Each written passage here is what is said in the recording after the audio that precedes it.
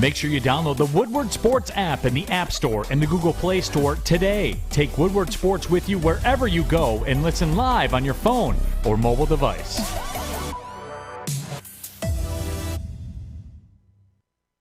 And good morning, everybody. Welcome to the Morning Woodward Show here on a beautiful Tuesday morning. I am one of your hosts, Adham Beydoun, joined by the wonderful Jeff Iafrate. Good morning, Jeff. How you doing, buddy? Doing good. I'm doing good. What's new? A lot of things. I mean, Piston Media Day was yesterday. We had Monday Night Football, which, was... Is Cooper Rush the new Tim Tebow? What's funny? LaShawn McCoy came out like a couple days ago and said, I feel like the Cowboys play harder for Cooper Rush than they do Dak Prescott. Because the last two games, they've looked, they've been playing closer than the previous one.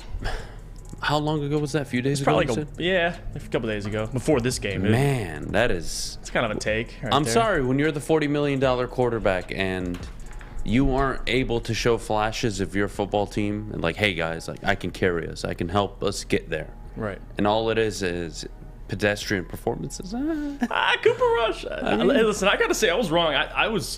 I even had one of my locks of the week was Cincinnati beating Dallas because of how much I did not believe in Cooper Rush. But apparently he's 2-0 as a Dallas quarterback. So, everybody did. 2-0 as a Dallas quarterback. He's doing a hell of a job. Cowboys beat the Giants 23-16.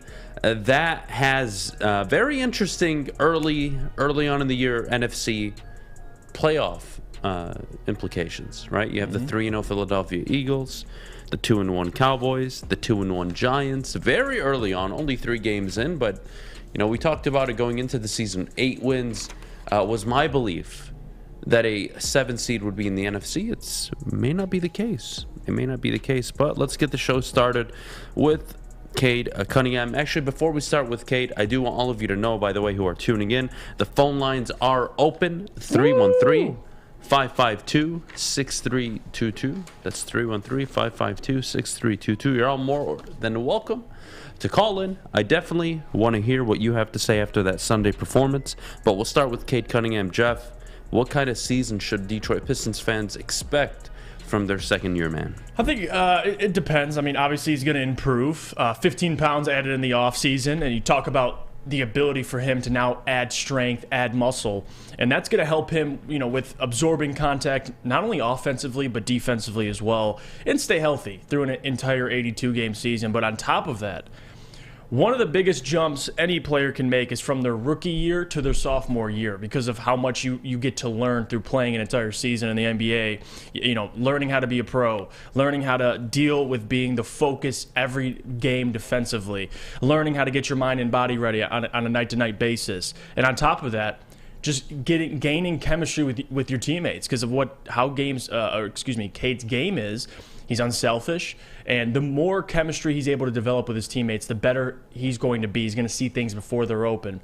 And with Cade adding 15 pounds of muscle, I think that's probably the best news you could get as a Pistons fan, because last year that was the biggest thing for Cade is not getting to the free throw line. Now, was he trying to get there? Yes, but now that he's added 15 pounds, he's going to be able to absorb more of that contact, and he's really going to make the refs have to call the foul. And he's coming off a year also where he was overlooked nationally. I mean, locally he wasn't, but that's definitely fueling him in this offseason working with Ashton. I think he's going to have a great year, in my opinion. If I had to give you a stat line, I'd probably say 22-7-7 is what I have him at. He's an all-star then? No, he wouldn't be. If you're not winning games, you're not an all-star. But you can still put up those numbers. Now, if the Pistons make the play-in, yeah, I think he'll be an all-star. I think he'll be in that conversation. I think they'll come up short because this team still has to learn how to win. But you can't tell me for a guy who averaged 18 last year to boost his points per game by 4. And that's with getting to the free throw line and being more efficient. That is the caveat. Right. How often is he going to get to the free throw line? Because it was non-existent last year. It was like 2. It was less than 2, or I like believe. 1 point something. 1.5, 1.6. Yeah. That's unheard of. Especially for a guy who gets to the basket like he does. It's unheard of. So he's definitely going to up that total, in my opinion. I think he can jump to 21, 22, somewhere between 21, 22, 6 and 6, 7 and 7. But definitely more efficient, which is what we're looking to get. And the turnovers have to come down. But also that comes with adding 15 pounds of muscle, not being bullied defensively. So It's a big year for him, man. I think he's playing with Jaden Ivey. It's only gonna help him, and having the talent now with Bojan and Bogdanovic, more shooters. I mean, listen, Cade's primed for I guess you could say a breakout season, but I think he'll definitely score 20 plus easily. Is Cade a top 15 guard in the NBA right now? Yeah, we'll start with point guard because guard in general is probably a little more tougher. But point guard, I would say so. Well, he's 14 according to fadeawayworld.com. 14 ahead of Jamal Murray, ahead of De'Aaron Fox. Sitting there at 14, this is guards, point guards and shooting guards. Yeah. Ahead of him, Tyrese Maxey. Ahead of him, Fred VanVleet, which, okay. LaMelo Ball is ahead of him, which I don't understand. Darius Garland is ahead of him. Fair enough. Yeah. SGA. Give it some time. Yeah, I mean, he's going to be able to crack the top 10, I think, by February. By February, he'll be a top 10 guard in the NBA. Let alone point and shooting combined. He was like 70-something in the top 100 of the NBA, and this year he's 35, I believe. So he jumped like 30 spots in 1 year. Wait, that list, did memory serve me? Did my memory serve me wrong? Was he not ahead of Evan Mobley? Was he not ahead of Rookie of the Year Scotty Barnes? He was. Was he not ahead of every rookie that came out with him? Am I missing something? You know how this works, Adam. The best player, but not the Rookie of the Year. Does that make sense? No. But I guess now it is. But in the NBA, I guess nothing makes sense, right? Because LeBron's been the best player for how long? And he only had how many MVPs, right?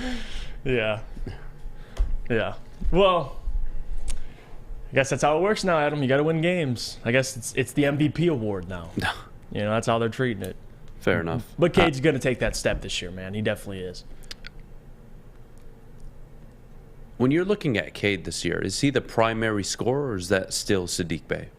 No, I think when it's all said and done, the ball's going to be in his hands. I think he's going to be the primary scorer, but, I think the shot attempts, him and Saddiq might be in the same, area of shot attempts. Maybe Cade leads him by 1 or 2, but overall, I think Cade's going to be the main shot taker this year. I mean, he's the guy.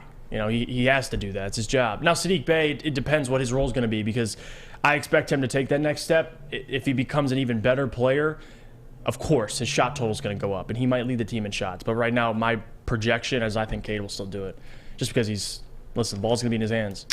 You said maybe a play-in team in the East. Yeah. I don't see that. No, I don't. I've been saying that for months. I don't think they're going to make it. So they're, a 29-win team last year? 28? 23. You're right. 23 and 59. Yep. That's the over-under you're talking about. It's like 28, 29. That's what it is right now. Where do they fall? And what is it was a good year? It was a really good year? Where do the Pistons fall this year? Well, you got to improve. I think it's fair to say this team should improve by at least 10 wins. So that would put them at 33 minimum. If you can win 33, 34, 35, that's, to me, especially now with the addition of Bojan Bogdanovic, that's going to help them. So 10 wins is all I ask for. I think that shows improvement. And a lot of it doesn't always depend on wins and losses. A lot of it, for me, I can't speak for all Pistons fans, is just evaluating these players. How better have they gotten? Because if you win, let's say, 32 games, but players look better, Cade looks better, Jaden Ivey has a pretty good rookie year, they just can't seem to put it all together and win games, then I'm fine with that. But I'm asking Adam, players got to get better, and they got to win at least, I would say, about 10 more games this year. Fair enough. Notable news coming around the NFL, Rashawn Slater out for the season. Yeah.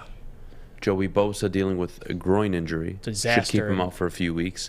The Chargers went from early season favorites to win the division to a team we may be talking about picking in the top 3, top 4, top 5, especially if Herbert is hurt.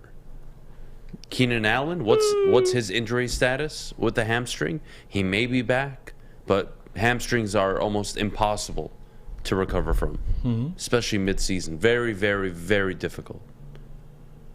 Man, they are in trouble. This is a team we both thought would win the division. Yeah. That's your... Yeah, I'm walking that back. I'm walking that back. Well, Josh Allen's my MVP. But... Well, excuse me. I meant Coach of the Year. Yeah. It is my coach of the year. It's not looking good, dude. No, it's not. It's not. It really isn't. The one who's looking like coach of the year to me is either Doug Peterson or Mike McDaniel. That's probably who. Oh, I think they're both Dougie like P. 1 and 1A. Yeah. It is so close. Maybe Nick Sirianni, but I'd probably lean Mike McDaniel. Because what he's doing with Tua is like, my God, that team is 3-0 right now. Just beat the Bills. And then you have Doug Peterson. We talk about what team's going to be worse at first. Jags, man. Jags. They're looking pretty good. It's still early.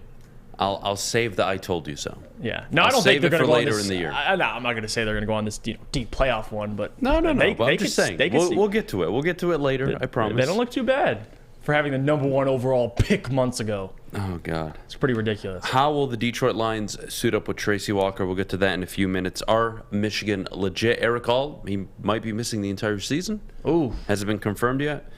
Can they actually compete with an SEC team like an Alabama, like a Georgia, in the college football playoff? We'll get to Ben Johnson coaching at 9 o'clock. 9:15, MicroMike joins us this morning to talk some Detroit Lions football. 9:29, Jeff and I go over our Week 4 power rankings. I have a new number 1, and I believe so do you. Yeah. Bills lost. Got to drop them a little. New number 1 this week. It's the first time it'll happen.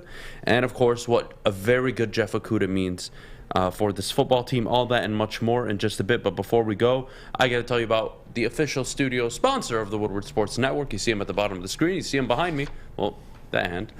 That is Planet Fitness. Get to a Planet Fitness near you. Sign up for $0 down, $10 a month. Your fitness is essential. Getting to the gym is one of the most important things you can do, guys. In Planet Fitness, it's a judgment-free zone. It is so easy. Go in, take care of your business, and leave. Nobody bothers you. It is a great workout experience. You can sign up today, again, for $0 down, $10 a month. Make sure you visit planetfitness.com or one of their many Metro Detroit locations. At work and at home, we're there with smarter security solutions. Featuring complete automation with customized alerts and more. For over 90 years, we've been the company that's been counted on to protect what matters most, all with personalized service and care. Right now, for a limited time, receive a free video device plus free installation with a new home system. Guardian Alarm. We protect Michigan.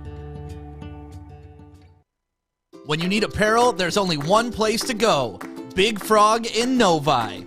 With no setup fees, no artwork fees, no minimum, and a 24-hour turnaround, you can have your whole team outfitted in no time. Embroidery, direct-to-garment, vinyl, and screen printing, Big Frog has it all in all the styles you want. So whether it's a sports team, fundraiser, school event, or corporate needs, Big Frog is your one-stop destination. Visit bigfrog.com/Novi or call 844-4-BIG-FROG. Make sure it's seen and heard. Corner, jumper, Tweet us, hop on the YouTube chat, slide in the DMS at Woodward Sports on all social media. Jeff Iafrate here. Let me tell you about our friends at Alta. Because, guys, at Alta, uptime matters. Alta Equipment has everything you need to get the job done. You have a big project coming up, Alta Rent has you covered. Call them today, 844-GO-TO-ALTA. That's 844-GO-TO-ALTA today. Ooh. All right, we are back here on the Morning Woodward Show, 8:15 on a beautiful Tuesday morning, September 27th. Gosh, September's already almost gone. Yeah, there it goes. Already almost in October. Birthday's in less than a month. Is it? When's your birthday? October 20th. No way. Yep, I'll be You turning really 35. don't care about your 35, people, do my you? ass.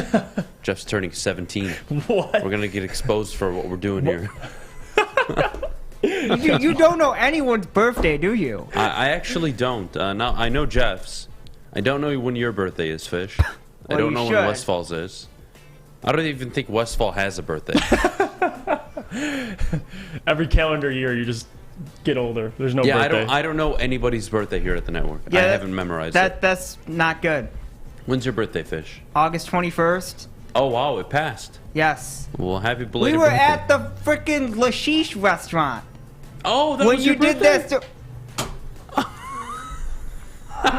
My head hurts. Sorry, buddy. When I forgot we did. when you did the cake and stuff. I forgot, buddy. I'm sorry. Westfall, when's your birthday?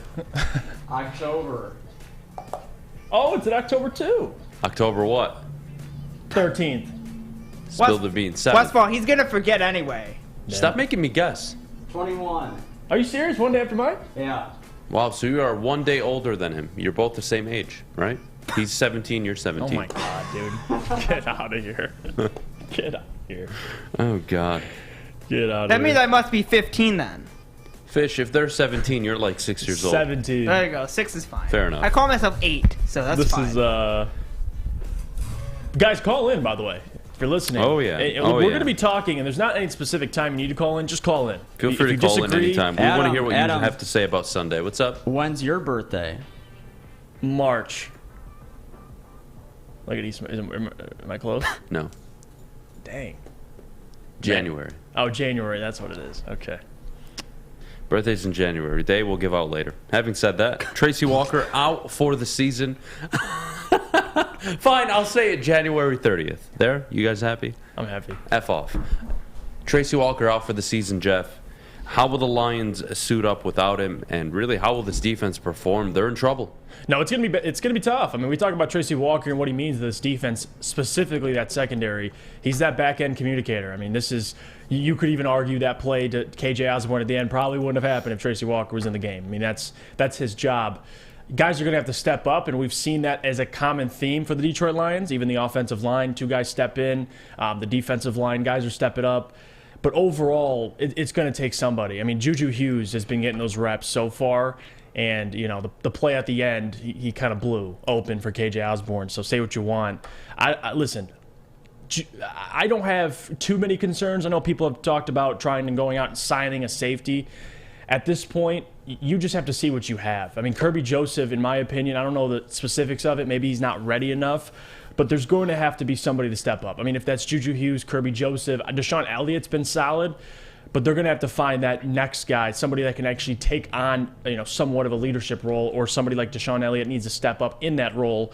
But the loss of Tracy is tough. Not only, as cerebral as he is, and the leadership he brings, team captain, obviously.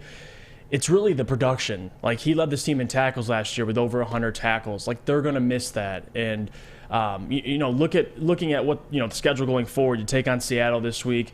Next week, the following week, you take on New England. You're probably not going to really notice really Tracy's absence until you start getting deeper in the schedule. Or if you take on Green Bay, I mean, it's going to start biting you in the ass. So for me, I mean, Tracy, it's a significant loss, Adam, but it's going to have to be next man up. And I don't know who that exactly is. So far, it's been Juju Hughes. But moving forward, that's definitely going to be – I mean, it puts a lot of pressure on this defensive line, I think, now, because you have to get – before Minnesota, you're facing Minnesota, you can't get to Kirk Cousins. You saw what happened. Let's call a spade a spade. Was not good. Let's call a spade a spade. The Lions have done a good job outside of A.J. Brown in limiting wide receiver ones with bracket coverage and really focusing, having a CUDA on those individuals, especially Justin Jefferson over the weekend. Once you get past Seattle, even, you know what? I won't even look past Seattle. You do have DK Metcalf. You do have Tyler Lockett. And I don't believe you are going to have the luxury without a Tracy Walker to really scheme the way you want to. And what concerns me is it's a season-ending injury. Miami comes to town on the 30th. You want to talk about a game the Lions could be blown out? I would probably put that one on the counter. Not because I don't think they can't put up points, but Tyreek Hill and Jalen Waddle over the top. Oh, it's terrifying. You're done. Yeah, you need safety help. There are a lot of problems with this defense. If he gets back, it's still something we're waiting to see. He's somebody that's going to have to play some significant snaps. Kirby Joseph, the third-round pick from this past year's draft. We're looking at Brad Holmes now and saying, all right, you've drafted your pass rusher. You've drafted your wide receiver. Williams was injured. We all understood it going in. Pascal, injured going in. Okay, fine. We're looking at this draft class, Jeff, and this season alone, it needs to be what it was last year. all these guys have to play significant snaps, meaningful snaps, and they have to progress throughout the season. I'm looking for Kirby Joseph to go from a 20%, 30%, 40% snap count share to 50, 60, 70 by the tail end of the year. You're looking for him to really take that step. You're probably going to be you're really going to shift around your secondary. And look, Ermanni, he had a really bad game in Minnesota. It was really bad. But that's not how... But that is not the performance he has been giving you, not only dating back last season, but even early on in the season.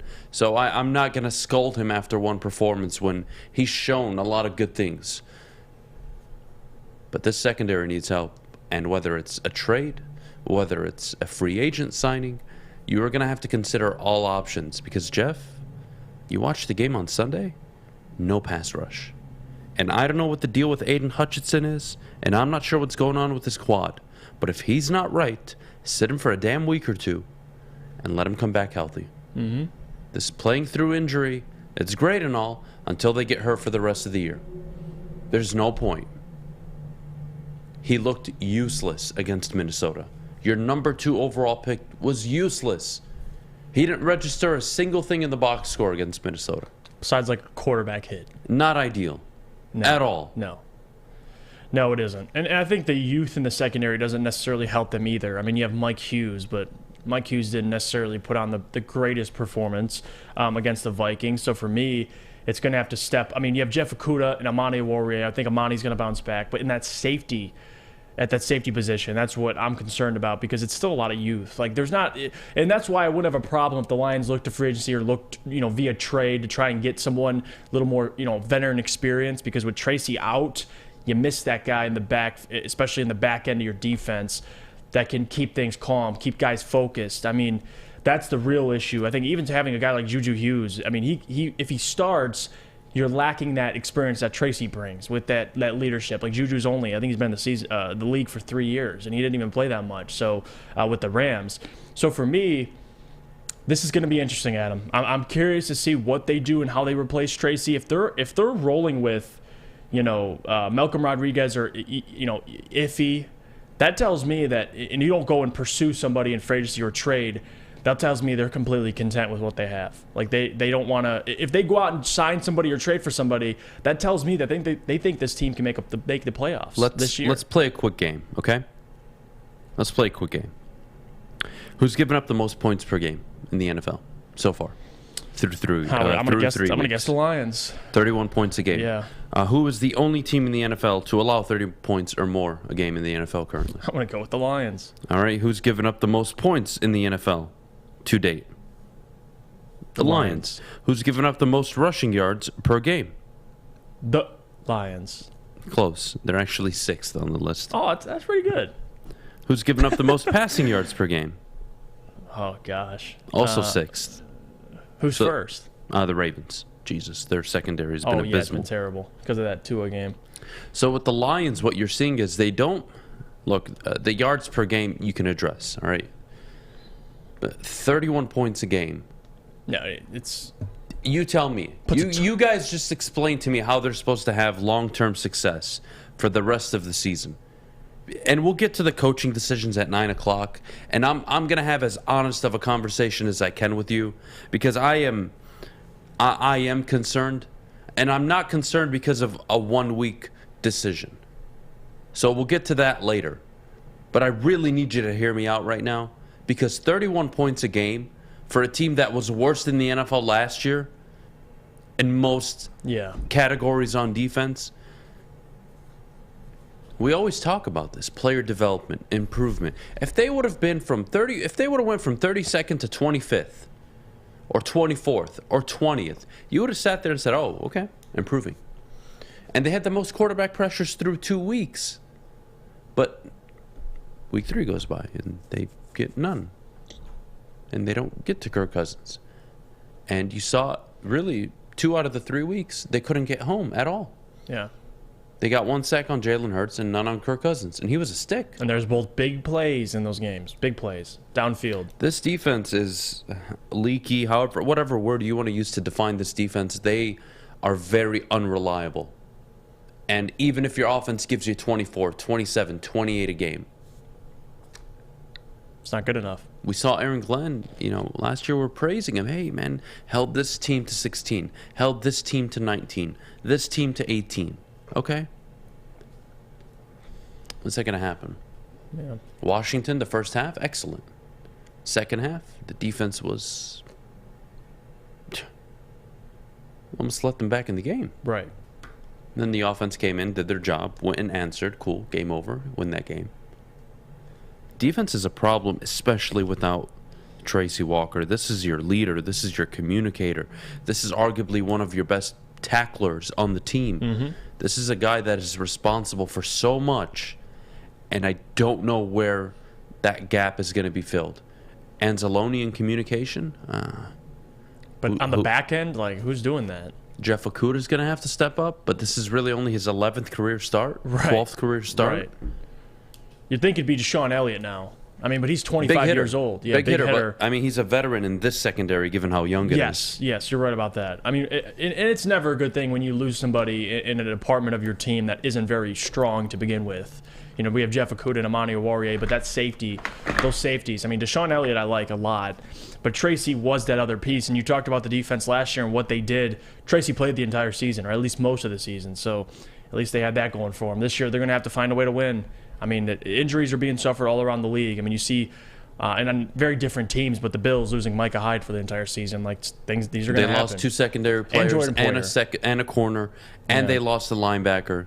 It's terrible, man. And they went on the road and fought, and the defense fought against Miami, who, my goodness, should have taken advantage of that secondary. Absolutely, but they didn't. Absolutely. You got to show up. You got to play well. Coaching has to step up over these next few weeks, really for the rest of the season on the defensive side of the ball. You can't be giving up 31 points a game. PFF didn't think Okuda had the game that the Lions fans do. Yeah, you know what? The problem is we are valuing what he did at the line of scrimmage. I will literally give you the answer to that. What PFF did, all the 5 people that they gave in their top 5 all got 90 ratings, I believe. Fair enough. They deserved it. They played phenomenal. They did a hell of a job. But you are undervaluing, in my opinion, PFF, you are undervaluing what Jeff Okuda did at the line of scrimmage. Was there a lot of bracket coverage? Was there just help almost on every single play? Yes, there was. Let's be real here. But what Okuda did at the line of scrimmage set the tone. And it threw off not only Justin Jefferson's cadence and his rhythm, but Kirk Cousins. And that's why he only got 6 targets, so why he only had 3 receptions. It wasn't just because it was bracket coverage. Cooper Kupp makes them pay every week. Justin Jefferson typically makes you pay every week. Jamar Chase, etc.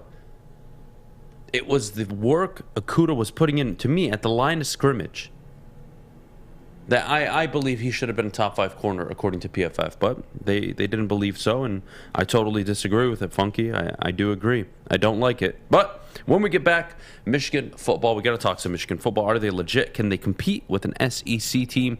That and coming up more, we got Ben Johnson at 8:45. Coaching is starting to concern me, Jeff. That we'll get to at 9 o'clock, but not in the way you would probably think I'm going. Mm-hmm. I'm going in a different direction this morning, and it's probably the last time I'll ever have this type of one-on-one, heart-to-heart here over this coaching staff, because there are things I can tolerate and accept, right? And there are things I can't. And we'll get to that at the top of the hour. MicroMike will join us shortly after at 9:15. That and much more.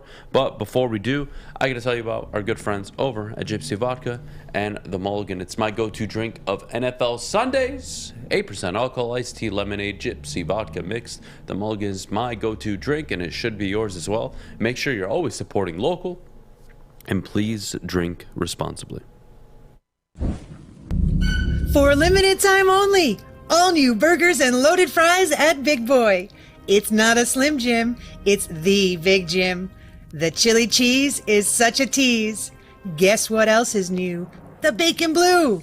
How about upgrading those fries? Chili cheese fries, baked potato fries, nacho fries. What will it be? Satisfy those taste buds at Big Boy. Fellas, let's be honest. We like things to be easy. We like simple stuff, like sports 7 days a week. We like things uncomplicated, like Lady Jane's Haircuts for Men. Open 10 to 8, 7 days a week. Walk in anytime. Sign in, sit down, watch your favorite team play, and before you know it, your hair will be game ready. Open 10 to 8, 7 days a week. Walk in anytime. Lady Jane's Haircuts for Men. It's wicked awesome. 3 NBA championships. Detroit fans were there. 11 Stanley Cups. Detroit fans were there. 4 World Series wins. Detroit fans were there. And that one Lions playoff win in 1991, yeah, Detroit fans were there.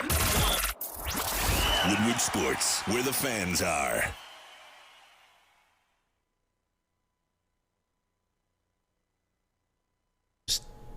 Jeff Iafrate here. I'm going to tell you about our friends at Big Frog because, guys, you can get a free Woodward Sports t-shirt. That's right, a free Woodward Sports t-shirt all month long at Big Frog in Novi. Stop in, tell them we sent you, and they will print one out for you on the spot. So go to Big Frog in Novi today. Get your free t-shirt or visit them online at bigfrog.com/Novi. All right, we're back. You know what? Special guest who decides not to answer his phone, and he just shows up whenever the hell he wants. Good morning, Sean Murphy. I was told 8:30 last night, Adam. You were Good told morning. 8:15. No, I listen. You take off that hat. I was never told 8:15. I have evidence. Okay. I have it's evidence. Great to be here. Hey, Open you know your what? phone and show it to the Whenever I show up, I get to bring great Pistons content to the show. You absolutely do. I great. think you're one of the best. You're absolutely phenomenal. That's why we have you on. Not because I have a man crush on you. That's a whole different conversation. Jeff, yesterday was Pistons Media Day. Sean, walk us through it. Yeah, for sure. So, first of all, I mean, I want to preface the fact that Media Day is always the most optimistic day of the NBA season for every single team because everyone comes in 0-0. Everyone comes in with lofted expectations. But having said that, the tone of the day was that the Pistons feel like they're in a place where it's time to compete. One of the first things Troy Weaver said at the beginning of his press conference was he likes who we have. He wants to roll with who we have. That this last couple of years was about breaking things down to the studs, building things up, and getting to a point where now that we've had a couple years to go down, there's actually time now to go back up. It's time they're in the competing stages. And not only did they show commitment through their words throughout the press conference, but in addition, they showed it through their actions as well. Not only extending, guys like Saddiq Bey and Isaiah Stewart before the press conference even started, but even guys like Killian Hayes as well got that 4th-year option extended as well, is going to have the runway to be able to actually play some basketball this season and make some decisions and not have to worry about his job entirely. So I think, ultimately the big sense around Media Day this year was that, a lot of those younger guys like Saddiq and Killian and Isaiah Stewart are taking leadership roles on this team. Even Killian said he wants to be a vocal leader on the defensive end. So overall, I think the thing that you're just seeing from this Media Day is truly how much work this team's put in this summer, how connected they really were this summer. They cited playing with each other at least once a week, which is something I haven't seen with the Pistons in years. Overall, it just seems like this group is connected, they're hungry, and it seems like they're set to go out and play some competitive basketball this season. Sean, I know one thing, and I was reading through a lot of the quotes yesterday, and I want to ask you because the one that stood out to me was Dwayne Casey's quote saying that this is the best team and the youngest team that he's been a part of so far for the Pistons. And for you, what are some quotes that stood out to you, and what did you make of Dwayne Casey saying that statement? Yeah, I mean, I think you saw from everyone. I mean, Troy Weaver and Dwayne Casey both alike were confident that this team could go out and actually compete this season. One quote that stood out to me in particular was Troy Weaver talking about what it takes to contend in this league. And he says, and one of the things he said was, before you contend, you have to compete. And he cited and said, look at what the Memphis Grizzlies have done over the last couple of years. And I know a lot of people look at what Memphis did just this last season, but before that, they had those 2 years where they got in the play-in. They had that time where they had to compete and they had to play relevant basketball in order to actually squeak into the playoffs and get that experience to become who they did. So that's a team that it seems like it's pretty clear that they're modeling their rebuild after. They feel like that they have some similarities with the talent that they have over there. So for the Pistons, it's pretty obvious that, they're in a place where it feels like, it doesn't seem like tanking's on the cards at all this year. It looks like, whatever happens this season, it looks like they're looking to play relevant basketball games, by the end of March or April. So, at the end of the day, confidence was just, a key tone throughout the entire press conference.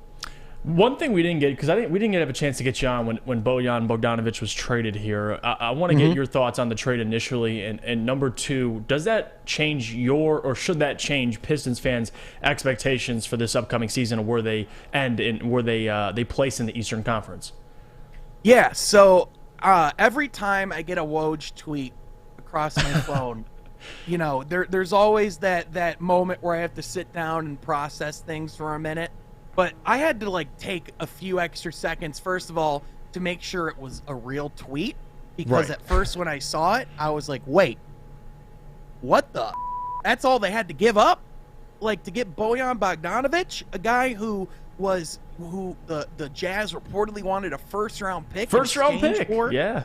A guy that contenders were reportedly really interested in, teams like the Phoenix Suns, the Los Angeles Lakers. I mean, this is a guy that was sought after by contenders in the league. So when the Pistons made that deal, but also all they gave up was Kelly Olynyk and Saben Lee. Keep in mind, they essentially started with Mason Plumlee and flipped that over time into Bojan Bogdanovic. So when you look at it from that perspective, where we started versus where we at now, I'm not sure if this puts us over the hump or radically changes our expectations. But what it does do? It makes us better. It gives us someone who can shoot the ball. It gives us someone who's a career 18 to 20 points per game, is consistent on the offensive end. He might not be the greatest defensive player, but he's reliable on that end. So overall, you're getting a guy that you know what you're getting. He's an older presence. He's a veteran that can teach guys on this team what to do. But in addition, the guy's just a bucket, and that's what you need on this team. You needed a veteran who could contribute and play effective basketball. That's who Bojan Bogdanovic is. And I think one thing for me, too, just looking at this upcoming season and what we're going to be doing, by the way, on From Half Court, you can check that out, covering at Woodward Pistons. Yes, sir. The thing I'm most excited for is the storylines. And we talked about that in a previous video, all the storylines that we're going to be able to see with players, coaches, the organization. What are some storylines you're most excited to see or maybe cover with, Woodward Sports, with what we're doing? What are some things you're going to be looking for this season from specific players? And by the end of the year, just how these players go through the season and where they end up? For me, it's the breakout performances, Jeff. It's all the guys that are coming in, whether it's guys like Marvin Bagley who are finding themselves in a situation where they're coming off of a contract extension saying this is the best teammates that he's ever had.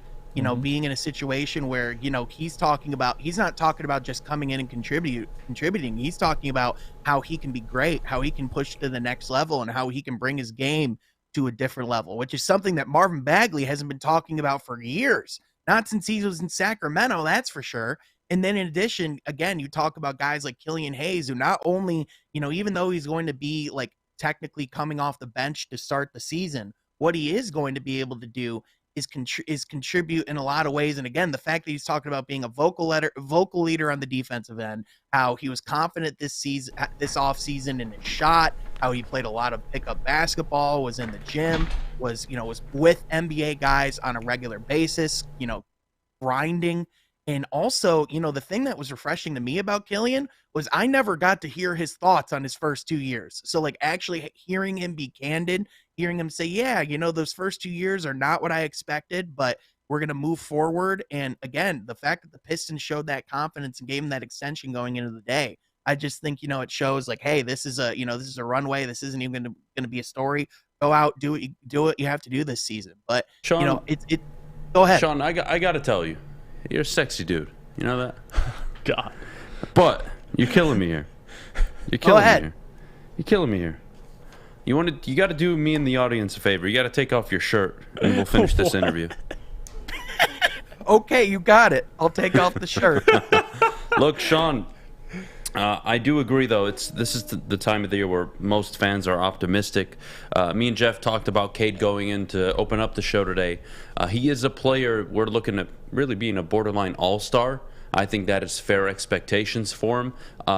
22-7-7 is what Jeff said. Yes or no?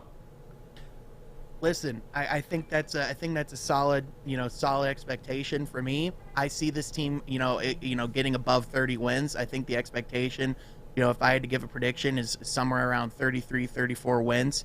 I think ultimately at the end of the day, the big goal for this team, whatever happens, Troy Weaver wasn't even committed to giving like what he expected as far as like a playoff seed for this team this year. I think ultimately, again, it's about how do you play competitive basketball? How are you competing at the end of the season and putting yourself in a position to actually be in the play-in? Even if the team doesn't end up in the play-in, as long as they're in games at the end of the year that are of consequence, as long as they're in a position where they're close and like and they find themselves, even if they're on the outside looking in at the end of the year, that's still valuable experience, because that's something that they can say, all right, we almost got there, we competed for it, we can learn from it, we can go in and take lessons from that in the next year.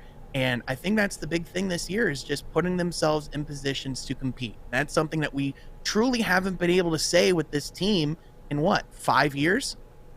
So that's Sounds something about right. that so that's something that, and again, for the first time competing for truly something, because when we did have Blake Griffin and when we did like ride his leg to the playoffs, there was a clear floor to that. There was never going to be anything going up from there. We weren't building anything, right? So ultimately, again, this is just about competing. Yeah, look, it's like our relationship. We're trying to build something here. There are days I want to kill you. There are days, I don't mind you. Today was one of the days I don't mind you, although I do want to kill you at the same time. Sean, thank you so much for joining us this morning. I got to bring you on sooner than later. Probably let's do next Monday or Tuesday. Actually, Tuesday. Let's keep this Tuesday thing going, Sean. Love having you on. Great conversation, and great conversation as always. Excuse me. We're going to take a quick pause. When we get back, Ben Johnson is everything and more, Jeff. Or is he?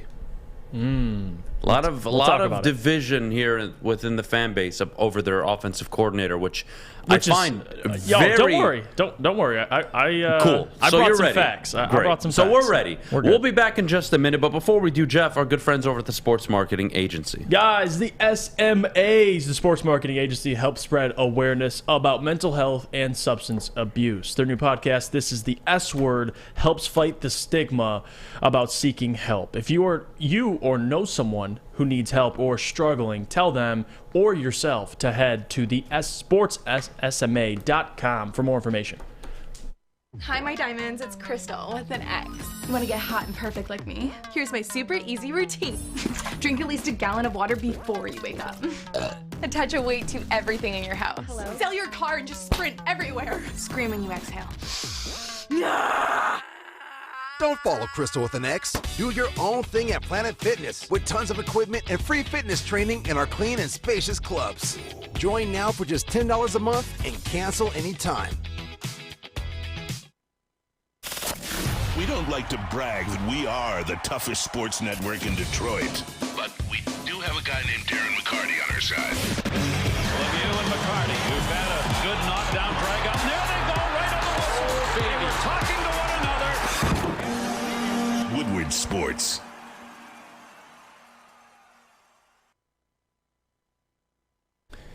The Fulling Warehouse in Hamtramck is the home of the original football bowling game, 2 to play for $12, the unlimited open play, or you could pay $120 for a lane reservation for up to 10 people. They have the $2 mystery beer machine. They have the full bar. You can check it all out at fullingwarehouse.com. And we are back live, 8:45. Ben Johnson, Jeff, is everything and more that I, along with yourself, have expected going into the season, but is he? He is. You have an issue with his play calling? Do you have an issue with the output that the offense has, Jeff? I am going to give you the floor. For me, and help explain to the audience and me. Of course. Explain to me this notion that, we are not happy with what Ben Johnson has done so far. 3 games in. I'm going to sit back. I'm going to enjoy this one. So I'll ask the people.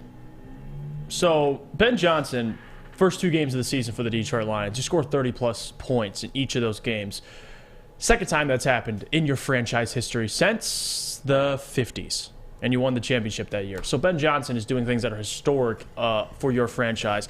And on top of that, I want to ask you guys, you might have a problem with the play call. I was the one that went on the morning show yesterday. We were at Feldman, and my problem was the pass play on 3rd and 1. Okay, and that is Ben Johnson.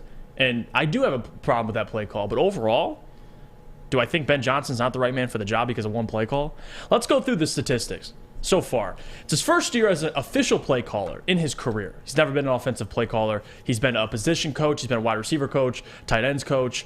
And let's just go through what the Lions rank right now. Second in points scored and points per game, only behind the Baltimore Ravens.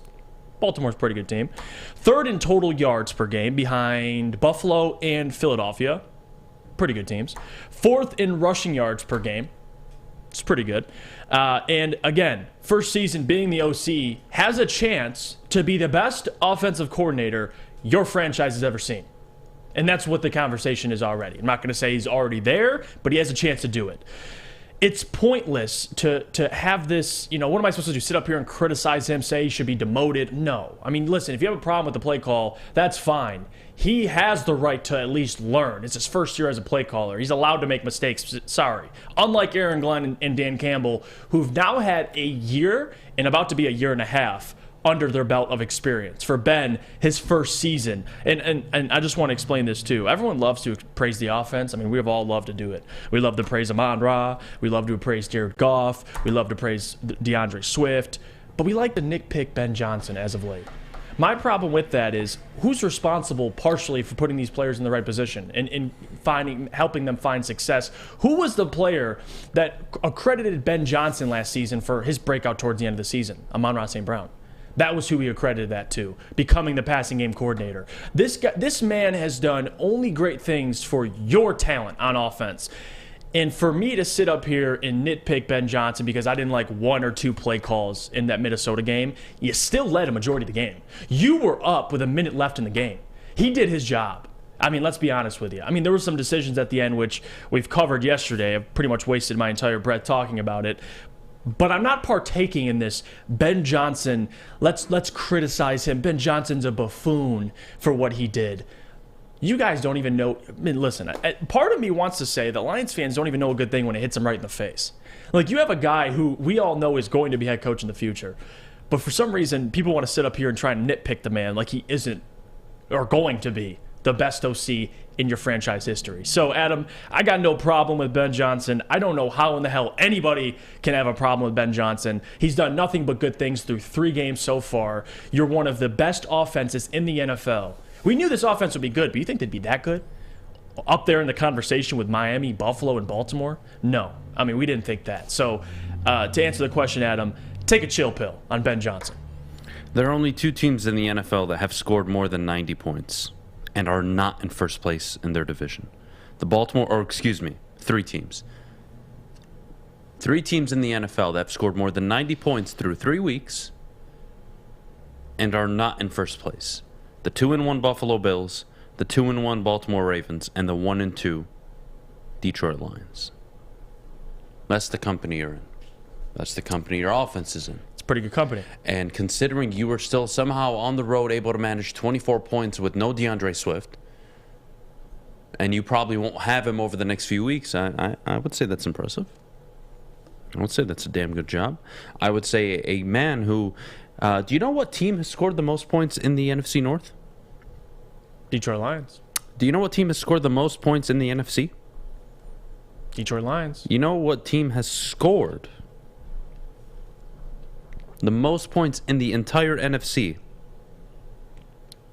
out of all the 4th place teams? Detroit Lions. Does that make sense to you? No.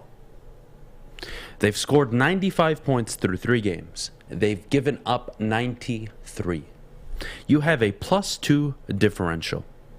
The only team with a worse differential that scored or has scored more than 80 points is the Atlanta Falcons with a -1 point differential. But you go to the Bills and you go to the Ravens, who have scored very similar amount of points with you. You ready for this one? The Bills have a net differential in points of 53 positive. Not the Bills. The Ravens, 22 positive. The Bills, the Ravens, they've scored 90 points just like you. Their differential is in the 20s plus. The Bills, 50 plus. Where are the Lions? +2. 93 points given up through 3 games. Yeah. We're really going to have a conversation about the offensive coordinator? Yeah, look, I disagreed with you yesterday. Mm-hmm. You didn't like the 3rd and 1 call. But we're nitpicking at that point. Forget the nitpicking. I'm going to tell you 2 things. You tell me, Adam, you're off. I don't agree. Okay. Or, you know what? I can respect it. That's fair. Given the momentum of the game, when it was 3rd and 1, even if they ran the football and they were short, would you not expect them to go for it? Given how the game was going. I would expect them to go for it, but... Given that's what they were doing the whole game, right? Yes, so if you go into that play call before, it's probably a 2-play down. Yeah. They took their deep shot, which I actually liked. The sun, God, some girl was flashing her tits at him. I don't know what happened. He was wide open. He had 3, 4, 5 steps on his guy. Right. The play call... The play call in theory was perfect. Right. Execution wasn't there. 100%. I'll own that. You're 100% right. Frustrating as hell. 4th and 1, they don't go for it. Okay, fine. It is tough for me to not love a play call where in a dome environment or any other stadium outside of US Bank Stadium, it's probably a touchdown. Now, whether he stopped running, he didn't see it, I would do this all day. But imagine that was Jameson Williams. Imagine it was a different setting. I mean, the unfortunate aspect of that play call is Reynolds either stopped running or didn't see it or lost it, whatever the case may be. Right. Any of those options are unacceptable, unfortunately, because you did not execute. But the play call was perfect. You want to hear a play call I didn't like? The one-on-one matchup with Craig Reynolds. Play action, 4th and 1, or 4th and 2, I believe. And you line up, you're on the right hash, you go play action. Goff is really not even aligned with the pocket in the middle. He's more so to the right side. And you're asking Jared Goff, who's not Patrick Mahomes, not Justin Herbert, not the most elite arm talent in the NFL. You're asking him in one-on-one coverage with Craig Reynolds against a linebacker who is all over him to throw across his body for a first down. That I didn't like. Now, Dan Campbell came out yesterday and said, you know what, we wanted a one-on-one matchup. We thought Craig would win it. He didn't. That is an instance within the game where you're betting on your player to win a one-on-one matchup. He didn't. Craig Reynolds, not the guy on 4th down on the road in a divisional game I want being the number 1 key hot option. My opinion, I didn't like the play call. I didn't like the execution, whatever. But we're going to have that every single week. And I really don't want to have to come in every Monday and not overreact. But grab one play call and argue about it. I don't want to have to talk about certain decisions. And we'll talk about it at 9 o'clock. I want to focus on Ben here.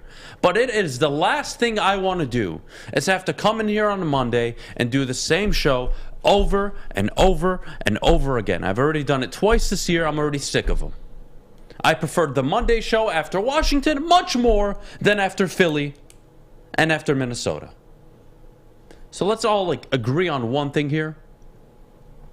Your offensive coordinator is not the problem. He is, if anything, a bright light in a dark room. He is a absolute bright. He's a bright spot on this team. Yeah. He clearly understands where to use his players, how to use them. Chark looked really good against Minnesota. You saw him, those deep crossing routes over the middle, phenomenal. You saw Josh Reynolds get space. There are really good things. What I don't like, if there's one thing I have not figured out with Ben Johnson, is why he can't get more out of TJ Hockenson. Now, if it's on the individual player, whether it's on Ben, whether it's the scheme, whether they don't want to use him enough, I don't know. What I know is Hockenson is a mismatch. And if there's one thing I am going to get on Ben Johnson about, hey, Ben, especially with Swift out moving forward, likely for a few weeks with that shoulder sprain, you got to get TJ involved. They got DJ Chark involved really early. I think the first two passes I think each were over 15, 17 yards each. Yeah.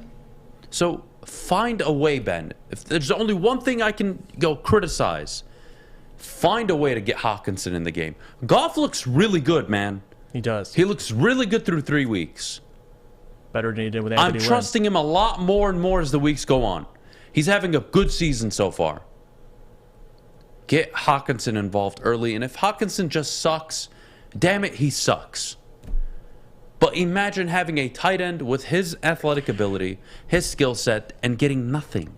And that is one thing I'm looking at Ben and saying, come on, there has to be something there. And I know, and Chuck says, so what if it's Ben that is making the suggestions on fourth that Dan is making the calls That's just not how the NFL works. No, Eric Bieniemy doesn't do that. Josh McDaniels doesn't tell Bill Belichick what to do. That's not how it works. Don't play the what-if game. Don't give me the excuses for your sorry head coach right now. It's Dan saying we're going to go for it and Ben dialing up a play on fourth down. Which they agree going into the game because they make a game plan. There's 4 or 5 plays that they go to. Right. They know those are our fourth and short situational football plays. That's what we're going with. It's on Dan Campbell to say, hey, Ben, we're going for it. Pick your best play here. Or they make one up on the spot, depending on what they're seeing on the field. Whatever it may be, that is the head coach's decision. No head coach in the history of the NFL. And if there were any, they're all fired because they would lose their job immediately. Allowing their OC. If they allow their OC to determine what happens on fourth down in terms of making that decision. Absolutely not. Now, you have Tom Brady on the field, Aaron Rodgers, they come up to you and say, we're going for it. I don't care what you say. No, we're going for it. That's different. You're respecting a franchise Hall of Fame quarterback. Patrick Mahomes, you respect him. You say, you know what, we'll consider it, Patrick. You don't do that. You don't give authority to your offensive coordinator on a road game in the division. No, it's just not real. It's just not real. Yeah, I'm confused because I'm just seeing this Ben Johnson, and I get it. What's the there were some play calls you didn't like, but for example, like easy, Ben effed up Sunday. I'm not closing the book on him, but he had a growing game, hopefully. And okay, if Ben effed up, what'd Dan Campbell do? Answer that easy. Self-destructed. I mean, how did Ben F up? The 3rd and 1 play call. Again, the play call was perfect. It was perfect. It caught them off guard. You had a deep shot that should have been a touchdown. They were like 4 for 6 on fourth downs earlier in the game because of his play calling. So I mean, they were finding success. Now, do they need to convert more of these third downs? Yes. But Jared Goff even said in the press conference, we were going for it on third, knowing we were going to go for it on fourth. So it's almost a 2-down play. They're not trying to get a first down. They know we're going to have a 4th down play we're going to run. So get close to the first down marker, and we'll get there. So I don't understand. I can acknowledge Ben Johnson. All right. You're not happy with some of the play calls down the stretch. That's fine. How conservative the offense got. Again, what did Dan Campbell say before we even entered the season? Hell, down the stretch of last season, I was not happy with the way Anthony Lynn was calling games. I want them called a certain way. I want somebody who's going to call the games the way I want them called. Right. Ben Johnson, up and coming individual, working under Dan, is really taking the ideology of Dan. They went for it 6 times on fourth down, dude. So, yeah, and Chuck, 4 for 6 on fourth down means the third down sucks. Yeah, that is true, though. But they did suck on third down. No, listen, they weren't very good, but Jared even said a lot of those plays were to get to fourth down, yes. 4th and 1, 4th and 2. It was a 2-play situation, which is why I brought up the 3rd and 1. For me, when they were 3rd and 1, that was, I don't want to say PTSD. I was like, oh, here we go. Right. This is a 2-play down. This is 2 plays, 100%. Either they take a deep shot or they're going to try to run it on third. And if they're short, they're going to run it again. And this is the problem I have, too. Easy. Run the ball on 1 yard, plain and simple. It's okay that he effed up, guys. No, listen. I was on the show yesterday talking about I didn't like the play call. The 3rd and 1. But that's besides the point. With the throw down, is that the throw down field? Yes, the Josh Reynolds play. Let's say you didn't like it. Did he not call a good game?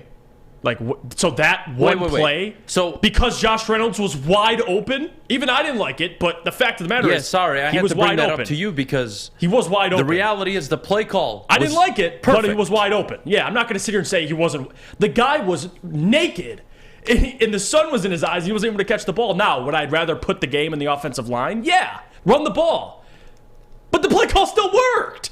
So what are we doing? What are we doing here? Guys, just because of one play? Are we going to conveniently forget that DeAndre Swift was not available? Everything away from Ben. Hey, this guy's trash, man. This guy had a bad game. I don't think that's their point. I just think this is too much. Oh, he had a bad game play calling. I disagree because DeAndre Swift was not available. Amon-Ra St. Brown had a hobbled leg, and you were still able to find a way to put points on the board after you blew a 14-point lead when both individuals were hurt. You won the game in the second half, 10-0 up until that point. You were up 10-0. You found a way to get 10 more points up on the board with no DeAndre Swift and a 30% Amon-Ra St. Brown who might miss a few weeks. Stop it. We're not doing that this morning. Top of the hour coming up in just a bit.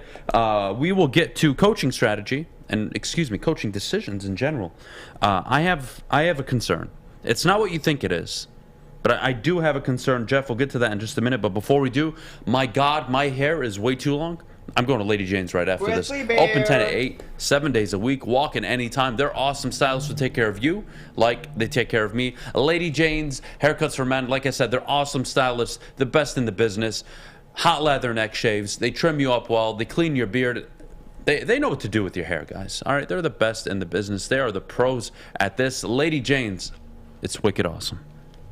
The sports marketing agency would not be who we are without great community partners like Higuera Health and Carol Zuniga.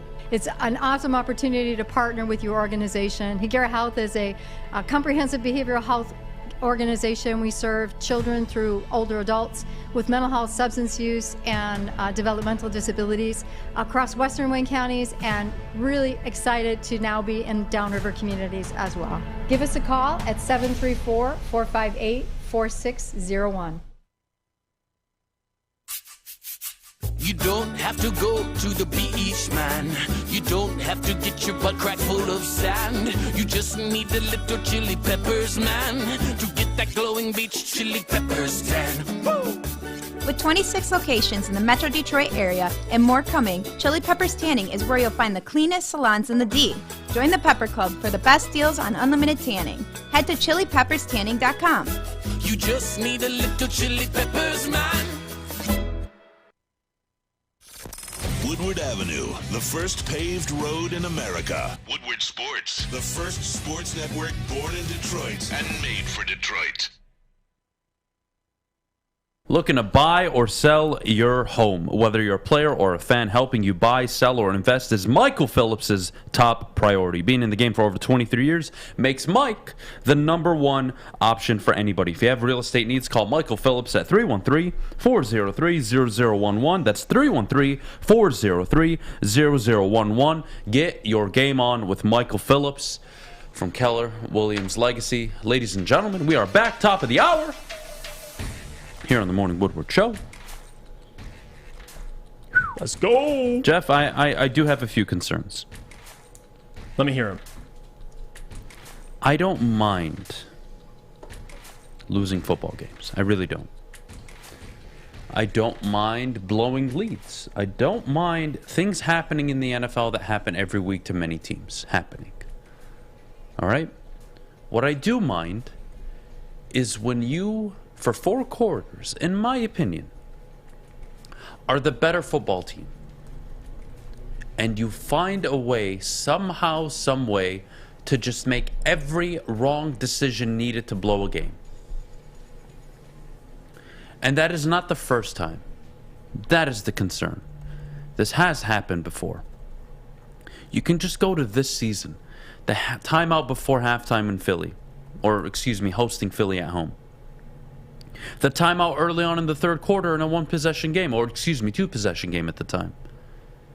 The onside kick decision that really swayed all the momentum back to Philly because they had short field position. They turned it into 7 right away. And it's, we trust our defense, but now we don't, but we do.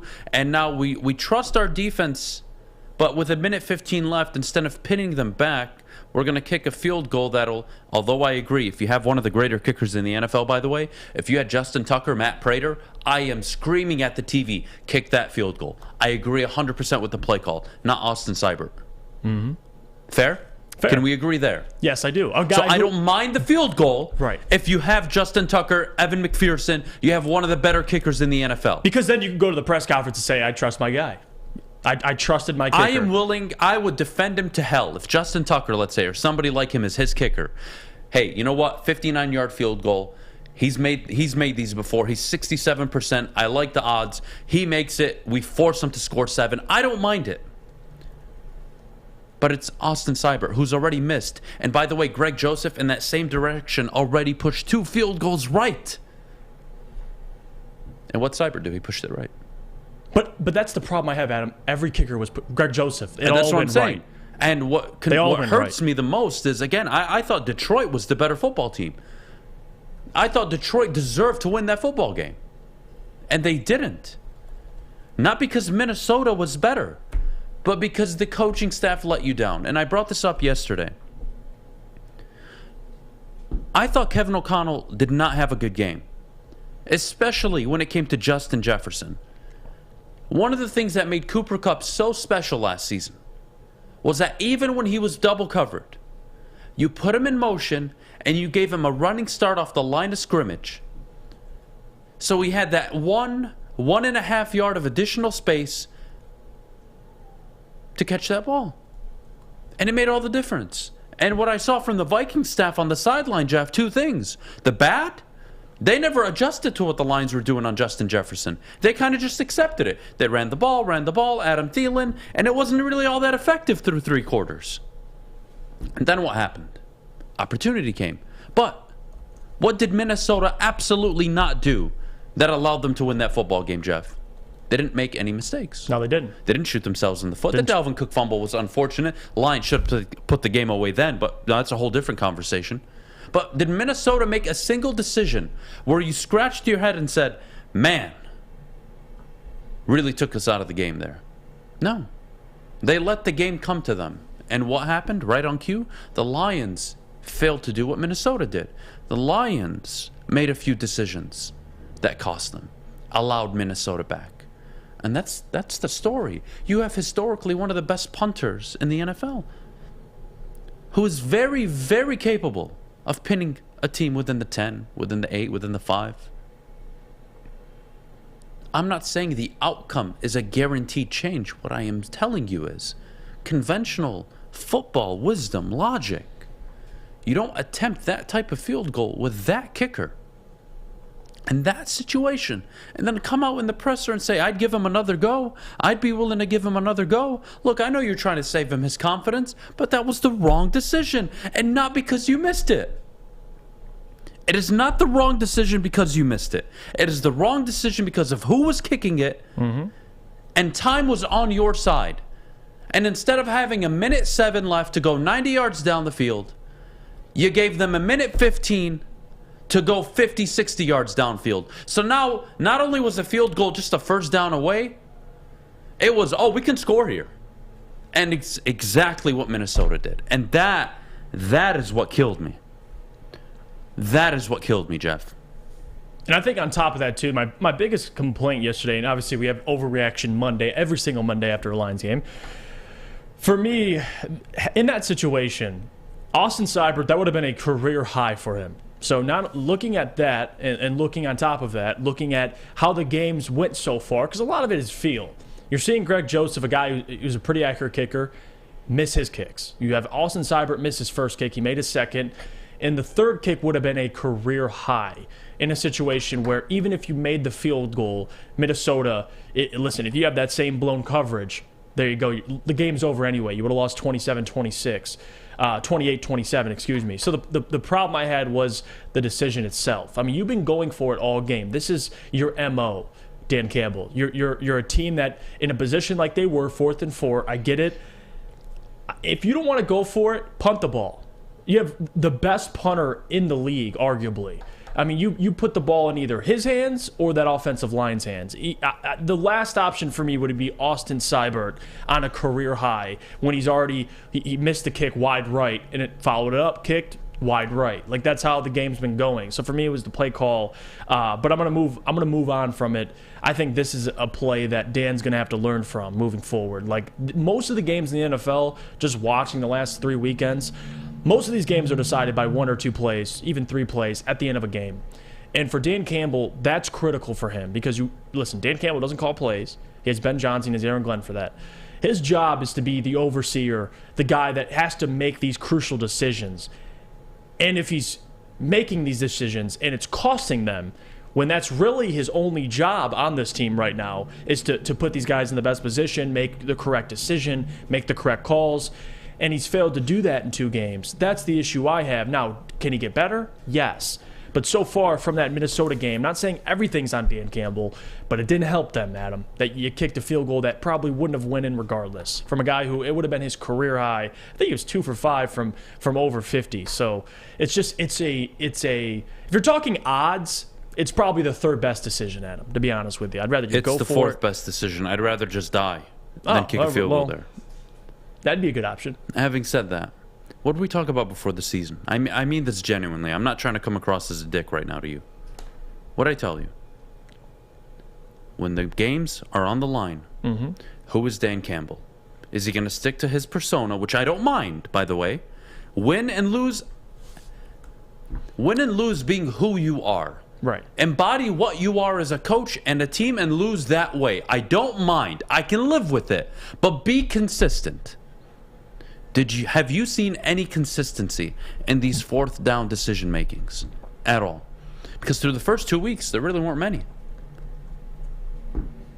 They pulled out all the bells and whistles against Minnesota. I get it. Divisional road game. You're trying to set the tone. And it really worked. They were 4 for 6.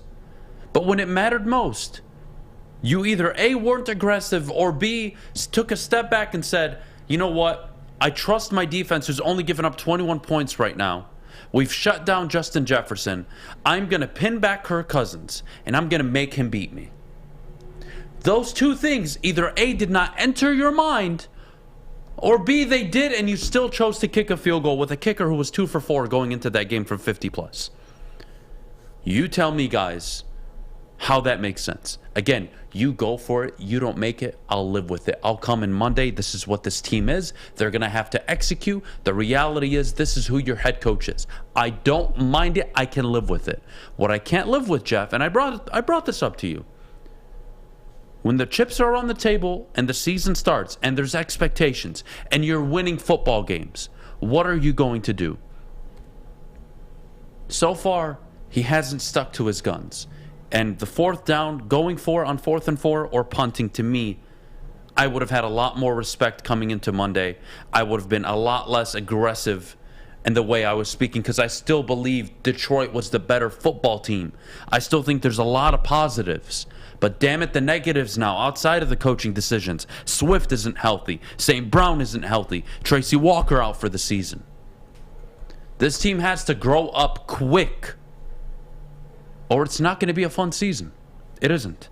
When we get back, MicroMike joins us. Can't wait to talk with Mike after the Lions' 28-24 loss to the Minnesota Vikings. But before we do, Jeff, our good friends over at Citron. Guys, Citron is the official energy drink of the Red Wings. Citron has combined all 3 of their delicious flavors into a 6-pack limited sampler box, which you can see on the screen if you're watching on woodwardsports.com. They have cranberry, original, and sugar-free. You could try it all. Pre-order your Citron 6-pack sampler box today at CitronWorld.com/Red Wings. Get energized with Citron.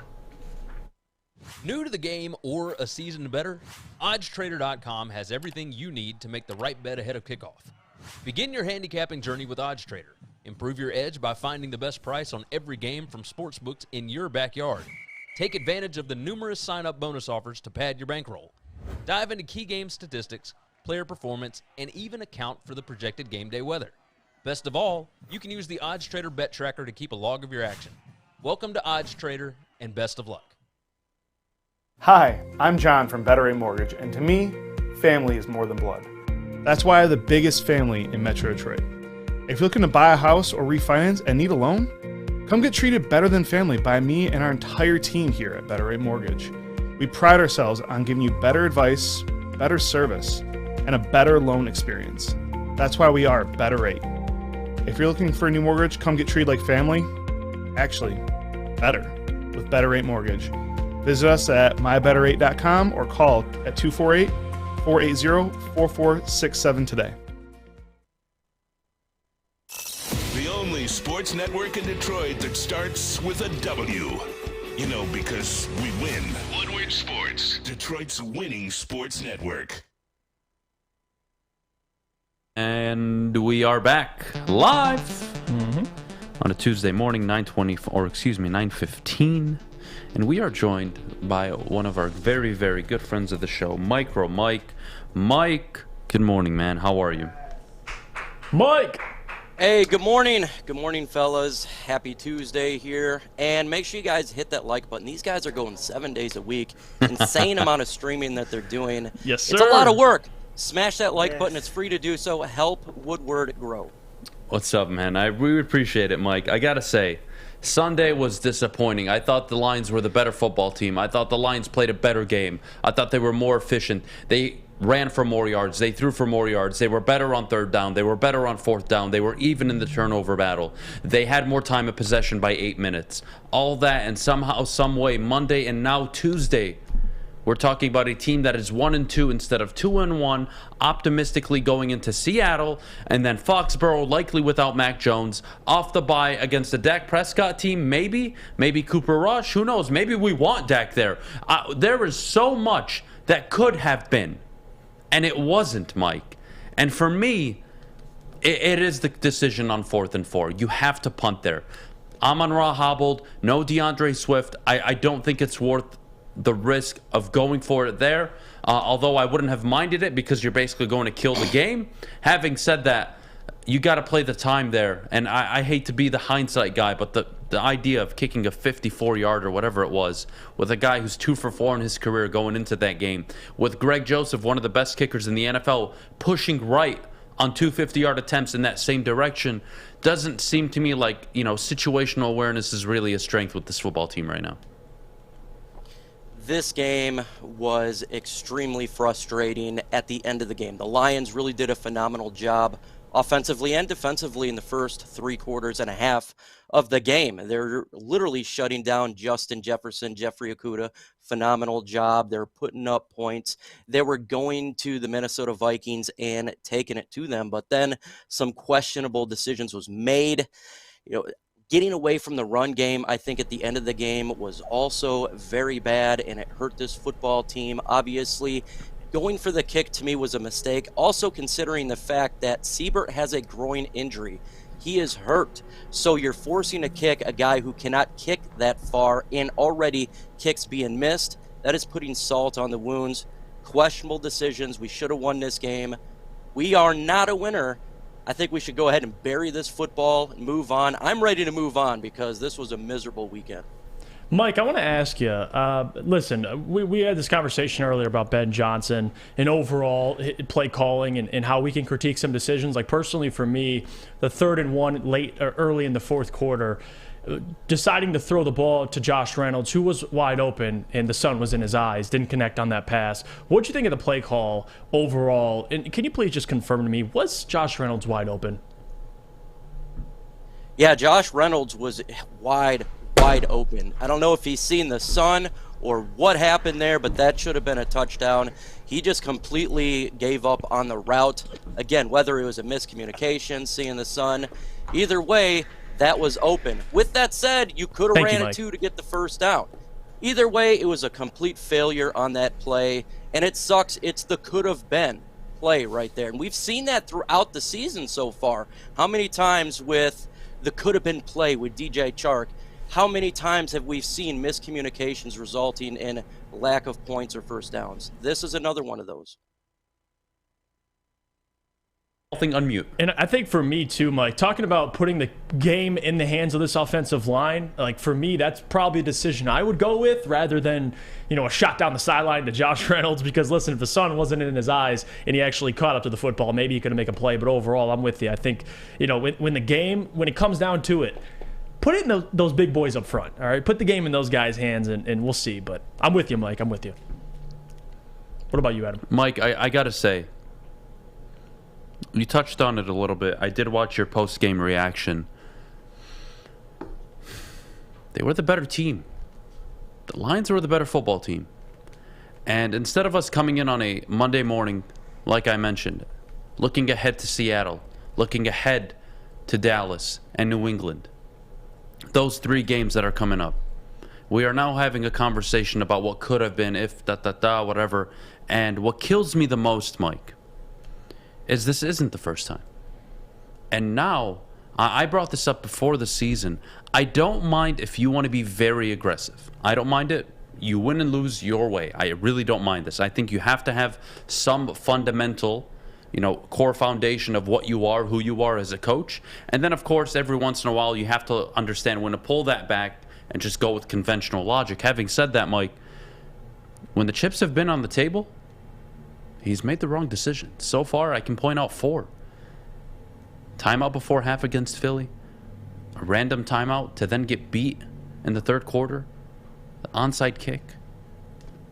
And now I have to deal with a 50-plus yarder for a guy who missed a 47-yarder earlier, and the opposing kicker missed 2 in that same direction from 50, in a situation where the guy had a career percentage of 50% going in, and you have one of the best punters on the sideline. Mm-hmm. And you have one of the best offensive lines. Mike, there's no consistency here. Yeah, we're consistently inconsistent with plays such as that, and it is a trend that we have seen. Dan Campbell has got to fix this, because literally doing a great job all the way until it really matters, where you have, like you were saying, the chips in it. This is where it matters, right here, and you decide to back off. That was not a smart move, and it resulted in a loss, in my opinion. He's got to look at this and look at himself and change it going forward. This should be the last time he makes a stupid decision like this. We've all made dumb decisions in our lives, in our careers, and we say, you know, we got to fix this. This is something he must fix. He's got 14 games. He needs to make it up and win some football games. This is not Moral Victory Monday for yesterday. It needs to be Victory Monday. You need to really take control of your play calling, the way you do timeouts, the way you control a game, and settle down and do the right call. A lot of people are upset, myself included, fans, you guys, commentators, YouTubers, because we've seen exactly the bad call, and we've seen this multiple times. Hopefully he can get it straight going forward, and we can win some games, because it needs to change. And for me, Mike, I want to ask you, which is just crazy to think about. 3 games in, if I would have told you before the season Jeff Okudah would have something to do with Devontae Smith, 0 catches for 0 yards, Terry McLaurin, 2 catches for 22 yards, and then Justin Jefferson, 3 catches for 14 yards, what would be your reaction? And what have you thought of Jeff Okudah so far this season? Jeffrey Okudah has been absolutely excellent. He has been phenomenal. He's been Okudah Island, hashtag Okudah Island. If you would have told me that was his stats, I would have said you're full of it. But he has really jumped into this position and taken over for the Lions defense. He may be the best player on defense right now. I wanted to see what he would do against Justin Jefferson. That was a big test for me to see if this is legit, what he's doing in the first couple of weeks, and he stopped him. So absolutely, right now Okudah is playing like a top 5 cornerback. Huge shout out to him, the adversity that he went through the past couple of seasons regarding Matt Patricia, injuries, the fans giving him hell, and he turned around and used it for motivation. He's one of the best players on this football team. Okudah Island is real. And I tell you what, we're going against the Seattle Seahawks, who's got Tyler Lockett, DK Metcalf. One of those guys is going to get frustrated because Okudah is going to be on him. Mike, I have to say, you're absolutely right. This week you got DK, you have Tyler Lockett, Geno Smith, no scrub. He's middle of the pack quarterback. You don't mind it, but this is a big week for this football team, and the injury concerns are there. You have Tracy Walker out for the season. You now are unsure what Amon-Ra St. Brown's status will be for Sunday. It's looking like Swift will not play. He may be out until the end of the bye week. This team, and I hate the what-if game, Mike, but this team went from a minute away from potentially I could come up here and look Lions fans in the face and say, you could be 4-1 going into the bye week. And I now have to have a conversation after the game with the injuries. You may be 1-4. How is it so day and night? Damn it, Mike. It's a son of a bitch. It sucks being a Lions fan. Literally, it is the worst thing ever. It's like getting struck by lightning 5 times in a night. It just seems to always go wrong for being a Lions fan. That's why I always say, you got to be into dominatrix if you're a Lions fan. You got to love pain. You got to be the guy enjoying it from Leatherface sawing you down. So this is one of those things. It's tough. Hopefully they can bounce back. We got a lot of injuries. The Tracy Walker injury killer, Amon-Ra St. Brown killer. But there is a way for the Lions to win this football game on Sunday. Seattle Seahawks, they rank 31 on rush defense. Lions rank 3 rushing the football. You know what we need to do on Sunday? Run the damn football. do that, Lions can get a win. Mike, just looking at the injuries, especially with Tracy Walker, the Achilles injury, he's out for the season. I mean, that's your communicator on that back end. I mean, he's one of the most important players on defense, a team captain. What's that going to look like moving forward? Like, how are guys? What are your expectations for this secondary without Tracy Walker, a guy who led this team in tackles last year with over 100? This is going to be tough. Tracy Walker is a leader. He's the communicator. He's actually having a solid season. And we already knew the position at safety was somewhat thin. Now, Elliott has done a pretty good job, and I appreciate what he's doing there, but we need somebody now next to him. It's going to be Juju Hughes who's going to step up. My guy who I would love to see right now step up is Afutu Melifonwu. The guy is big and physical. We've seen last year what he did at the corner position. I can assume that he can translate that to the safety position and be that physical presence we need back there. We need to have someone step up. Young guys. We draft Kirby Joseph. Now, he may not be ready, but he may have to take the field at some point. So some of these young guys, just like last year, went through a ton of injuries. It's next man up. You got to step up because this defense is not good. We need to have players in the back end stop the bleeding that is occurring. Aaron Glenn, come up with some scheme fits here. We need to be able to do something with that safety position because it's just the beginning of the year. What if more injuries occur? Only going into week 4. So it's tough. Mike, do you mind if I keep you for a little bit? Yes, you can always. Let's do it, Mike. I want to keep you on for a little bit more. I want to talk about Jeff Okudah. I do want to talk about Aaron Glenn and the defense moving forward. So just give us a minute. We'll be right back. When we get back, I do want to continue the conversation with Mike. We'll push back power rankings a little bit to around 9:40. Give us a few minutes, guys. But before we go, Jeff, the best defense on and off the field. We talk about Guardian Alarm, guys. Summertime is here, by the way. Now fall is here, and now winter is coming after that. So, guys, you only have so much time before you can spend outside before the snow gets here. But Guardian Alarm, forget it. They'll take care of you, and they'll give you peace of mind while you're out enjoying the fall and eventually the winter, unfortunately. Call 1-800-STAY-OUT today, and you can rest easy knowing you have 24/7 protection. That's 1-800-STAY-OUT. Let them know your friends at Woodward Sports sent you. Hi, my diamonds. It's Crystal with an X. You want to get hot and perfect like me? Here's my super easy routine.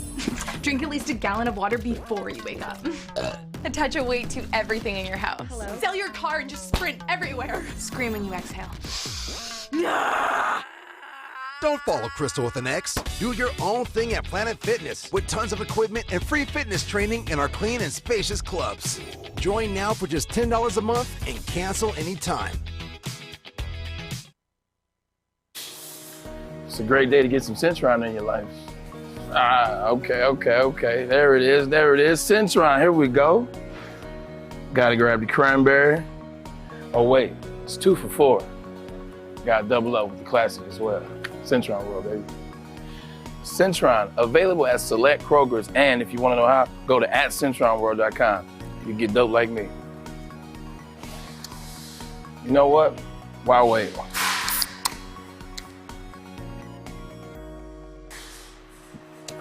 Great taste, guaranteed.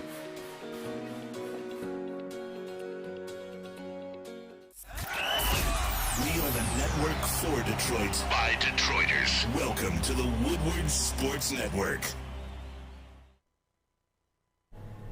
Swiss Insurance, it's time to talk about it, guys. No, Turkey, not and Swiss. Guys, Swiss Insurance Group, Markin is an awesome team at Swiss Insurance. Want to remind you that September is National Life Insurance Awareness Month. Swiss can save you money on home and auto, resulting in no additional money out of your pocket for your life insurance needs. Reach out to the team at Swiss Insurance Group. Their experts will provide you with financial peace of mind if anything unexpected happens. All right, we are back. 9:29, joined by our good friend MicroMike. Mike, I had to keep it around. Really good conversation. I want to talk about Jeff Okudah. To me, at the line of scrimmage against Minnesota, Jeff Okudah reminded me a ton of Jalen Ramsey at his best.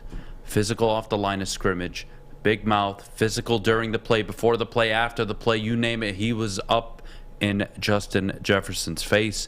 That was surprising to me. Mm-hmm. It was a phenomenal performance on his end. My question to you is a two-parter. One, Will Jeff Okudah, and can he keep this up? Number 2, PFF had him ranked, I believe, not 65, but his rating was 65 over the week against Justin Jefferson. I'm not sure how PFF grades most of their stuff. There's always something I don't like. This week it just happened to be Jeff Okudah, who I think got too low of a grade. I understand there was bracket coverage. I understand there was a lot of help, but at the line of scrimmage, Jeff Okudah dominated Justin Jefferson, Mike. He's a physical cornerback. And that's what you want to see from your number 1. At the line of scrimmage, can you disrupt the route of the wide receiver? Justin Jefferson is a route runner. He's excellent at what he does. One of the best wide receivers in the world. He out-physically played him at the line of scrimmage and stayed with him his route. Justin Jefferson lights up defenses nearly every single week. He had over 230 yards receptions coming into the game. Jeffrey Okudah stopped that. So yes, the PFF rating, you can rate him whatever they want. I rank the fact that he completely shut down Justin Jefferson. Don't care what PFF thinks. Jeffrey Okudah was phenomenal. And like you were saying, Jalen Ramsey there, it is. When you look at his size in comparison, I think the only thing lacking right now is the turnovers regarding Jeffrey Okudah, because that's something that Ramsey does really well. But time will come, and I also do believe he's going to continue this trend going forward. Again, this was Justin Jefferson. This was not some scrub wide receiver. It's one of the best in the NFL. You could do that to him. You could do it to anybody.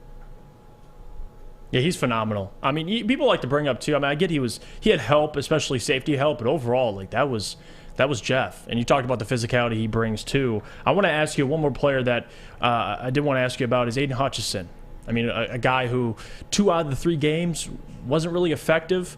I will give him the pass, in the first game, because obviously the Eagles' offensive line, I like to say it's the best in football. You follow it up 3 sacks at half. He gets injured, and I feel like a part of that injury is still lingering on in that Minnesota Vikings game. Like, overall, what did you take away from his performance, and what are your expectations now next week against the Seattle Seahawks, who don't have a very good offensive line? Yeah, look, I think he's probably still a little bit injured. I mean, you've seen that after the Washington Commanders game when he came out in the second half. His production completely slowed down, nearly stopped. And then you look at the Minnesota Vikings game, the same type of thing occurred. He's also a rookie. Now, you want to see more from him, no doubt about it, but I think that's probably the reason why. And they did a really good job putting protection on that offensive line. None of the defenders for Detroit on that line did anything to Kirk Cousins. The whole thing was completely stunned. So they did a good job schematically regarding the offensive line for the Minnesota Vikings to negate what we were doing defensively. Now, when it comes into the Seattle Seahawks game, this is much different. Seattle Seahawks offensive line is not good at all. It's ranked 27, 28, or 29, depending on what statistical site you use, ESPN, PFF. By the way, it's just a bad offensive line. So I think the Detroit Lions defensive line and interior is going to get some pressure. If they double Aiden Hutchinson, Charles Harris can get some, Austin Bryant, Julian Akbar, whoever is the opposite of him. I think Aiden Hutchinson will return to form, potentially get a couple sacks in this game. Fair enough. You know what? Speaking of Aiden Hutchinson, he's also somebody that was dealing with an injury, really looked like a shell of himself coming off a 3-sack performance. Mike, the reality with the injuries they may have to consider sitting St. Brown, Swift, and Hutchinson this weekend. We discussed Tracy Walker before we went. This is a team that doesn't have playmakers in depth. They can beat you running the football. They can control the ball at the line of scrimmage. They can control the clock, but you saw in the second half, St. Brown hobbled. You lost your big playmaker. DeAndre Swift not available, essentially. Yeah, you were able to run the ball effectively with Jamal, but you missed the home run hitting power that DeAndre Swift brings to your football team. This is a team that, we've seen them average over 30 points a game through 3 games now. If they go 3-4 weeks without Swift, they'll be fortunate to get 23, 24 points a game at this point, Mike. Look, this is why you build your depth on your football team. We knew coming into the season that DeAndre Swift was an injury-prone player. That's why we built the depth at the running back position. We got Justin Jackson, who has that speed as well, and I like him in place of Swift. He's not there because he can do that breakaway speed. Jamal Williams is that close 2-3 yard back, and you got Craig Reynolds. I'm not too worried about the running back position. Again, if you look at what Seattle's bringing, they're terrible against the run. We got a great offensive line. I think those holes can be opened up. And again, when it comes to Amon-Ra St. Brown, it definitely sucks that he potentially may not be in the game, but you build the depth at the wide receiver position. You have Quintez Cephas out there. He can come in a game and get some of those targets. And how about TJ Hawkinson? It's time to implement him in the game. Other players must step up when your guys go down. This is the NFL. Players are going to go down. And if they need to rest them. We need these players throughout the whole season, not just in one game. So if they're not 100%, I'm perfectly fine with resting these guys. I think the Lions can go in, run the football on Sunday, get a win, just get that game plan together and stick with the run, defeat them, and move on to the next game. Aiden Hutchinson, if he's not 100%, we have Austin Bryant, Julian Akwara. Use those guys. Fair enough. Mike, I have to say, through 3 weeks, can we both agree this has been a very, very impressive football team, especially offensively. 31 points a game. They're one of 3 teams in the NFL to score 90 points through 3 weeks. The Bills, the Ravens, and then, of course, they're the Lions. Between the 3 teams, the Lions are the only team that is in last place. And what kills me the most, Mike, is the point differential. Buffalo has a plus 55 point differential. Baltimore plus 22. Both of those teams are 2-1. You have a 1-2 Lions football team with a plus 2 point differential. 95 points scored, 93 given up. This defense is horrendous, and we talked about a better pass rush going into the season. They're missing they're missing a lot. Anzalone is average. Malcolm Rodriguez, God bless him, a sure thing tackling, but in coverage, he is a liability so far.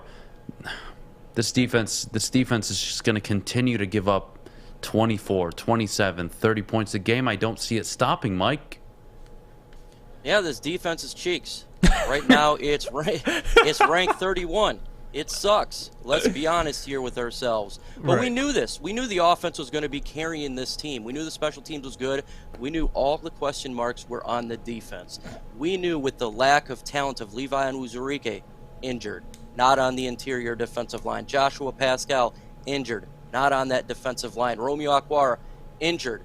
We got Jerry Jacobs, injured. There's the players that we do count on are not in there. That's why we drafted these guys, is to make this defense better. So if you're consistently not having these players on that defense, it's going to suck. This is not new.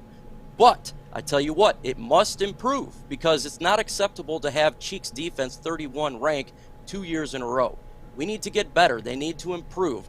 Hopefully when Jerry Jacobs does come back, it helps out regarding the secondary. Hopefully at some point in this season, we get Joshua Pascal, who helps stop that run. That's what he's known for. But right now, it's a bloodbath. It is Jekyll and Hyde Detroit Lions. One side great, one side awful.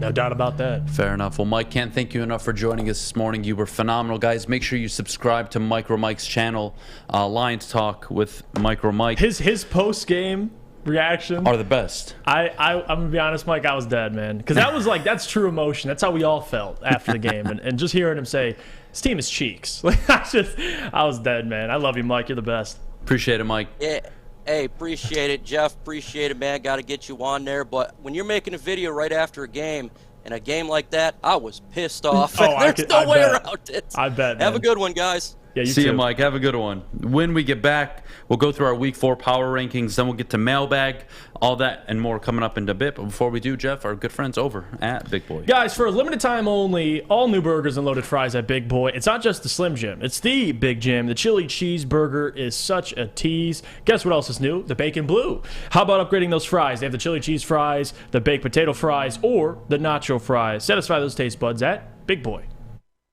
Fellas, let's be honest. We like things to be easy. We like simple stuff, like sports 7 days a week. We like things uncomplicated, like Lady Jane's Haircuts for Men. Open 10 to 8, 7 days a week. Walk in anytime. Sign in, sit down, watch your favorite team play, and before you know it, your hair will be game ready. Open 10 to 8, 7 days a week. Walk in anytime. Lady Jane's Haircuts for Men. It's wicked awesome. Life is full of hard choices. We're here to make one of life's biggest decisions as simple as possible. My name is Christina Gennari, and for over 20 years, I've helped hundreds of families buy and sell homes. We cover all of Metro Detroit and more, from large luxury homes to starter homes. We will work hard to make sure that you get the home of your dreams. So if you're in the market today or even thinking about buying or selling in the future, make the obvious choice. Christina Gennari, the obvious choice in real estate. Visit us at soldchristina.com today. You have an opinion? Make sure it's seen and heard. Corner, jumper. Tweet us, hop on the YouTube chat, slide in the DMS at Woodward Sports on all social media. Join the Pepper Club at Chili Peppers Tanning. You'll get all the best deals. Plus, they will be all competitors by $5. Chili Peppers has the hottest bulbs, the hottest deals, and the darkest tans. 26 locations and more on the way. Chili Peppers Tan. Tell them fish. All right, we're back here on the Morning Woodward Show. Jeff, let's go through our power rankings. Uh-oh. Very quickly. Uh-oh. Top team in the NFL is? Philly. We agree. Second best team in the NFL is? Miami Dolphins. Disagree. Who? Buffalo Bills. They beat them. I dropped them a spot, barely. They beat them. Miami should have killed Buffalo with all their secondary out. I think Buffalo showed they are still the team to beat in the AFC. Fair? No, trust me. I think the Bills, when it's all said and done, are still the best team. Where's Buffalo for you? They're third. Okay. I mean, I can't put a team that Miami lost to 3 Miami. for me. Yeah, so we're not far off. Okay. Number 4. Kansas City. Damn, Jeff. They just lost to the Colts. I don't care. I know. Are you serious? Who are you going to bring up? Who are you going to bring up? Bring up a team. I'll tell you who they lost to. Bring up a team. You really want to bring them up? Bring them up. Who you got? I think the 4th best team in the NFL right now. Say. Because I'm going to bring up a loss. They have. Baltimore Ravens. They threw that game against the Miami Dolphins. They threw it away. You're right. So you're going to give that team. And they have one of the league's the highest scoring offenses in the league. Kansas City's right behind them. I understand. I get where you're coming from. I got Baltimore at 4. I get it, but listen. Your 5th best team in the NFL. Go for it. 5th best team, Baltimore Ravens. They're Fair right enough. there. See, we're not far off. Yeah, I just Jeff. love Let's sit giving there you. and be I just dramatic, love coming at you. All right, number 5. 6. Number 5 for me. Yeah, who's it's your going to 5? surprise you. Kansas City isn't announced yet? No. Oh, so it better be Kansas hear City. me out. All Hear right, me out. What do you got? You know how I feel about Minnesota. You know I'm all about them. Yeah. I think Green Bay has the 5th best football team in the NFL. Better than Kansas City. Yes. I watched. Hear me out. I just watched. You got hookah under that desk? Hear me out. What are you smoking? I just watched Aaron Rodgers, Matt LaFleur, and that defense go on the road against a better defense and a better run game and shut them down. Oh. Yes, the offense. They shut down Cole Beasley. Like, who are they? Who do they have to account for? Well, Minnesota was 2-0, or excuse me, Tampa Bay was 2-0 going into the game, and nobody had figured out how to beat them. They have one of the best defenses, if not the best defense in the NFL right now. So, yes, I am going to give the Packers a lot of credit for a road win against Tampa Bay. I absolutely am. Okay. I understand no Mike Evans. I understand that game is probably a little different. I understand that the Packers' offense really isn't that dynamic. Allen Lazard is the only good wide receiver. But right now, that win really went a long way with me. The 6th best team on your list. Go for it. 6 would be the Rams. Okay, interesting. Mm-hmm. I have the Kansas City Chiefs at 6. So they only fell to 6 for me. Oh, at least Number you got 7. them. 7, I have Tampa. Okay, I have the Rams. Mm-hmm. Number 8. I have the Green Bay Packers. Interesting. Mm-hmm. I have the Minnesota Vikings at 8. Number 9. Minnesota Vikings. Okay, very interesting. Tampa Bay is not in my top 10. I don't. Okay. Hear me out. Hold on. Let me explain myself. Let me say one thing. I will explain myself. How do you have Green Bay in I know there what for you're a going win to over Tampa, I'll and tell they're not you in your why. top 10? I'll tell you why. Okay, tell me. Offensively, I am concerned. I don't think them being able to just run Leonard Fournette. Yes, without Mike Evans. Again, it is only a 1-week sample. But there are 2 teams I feel are more deserving to be in the top 10 right now than Tampa. Tampa's 11 for me. They are right outside of it. Adam? But number 9 on my list, hear me out. Adam, you can't tell me Green Bay's at, what do you have them at 5? Green Bay's at 5, yep. You have Green Bay at 5 for beating Tampa and their good defense. But they had to stop on the road. Cole Beasley and Russell Gage. They have them at 11. They're 1 spot out. I wanted to fit these 2 teams in my top 10, damn it. Leave me alone. Number 9. All right, what do you got? Number 9 for me, Minnesota. Minnesota, number 9? Minnesota's number 9. Very interesting. I'm going to go the Cincinnati Bengals.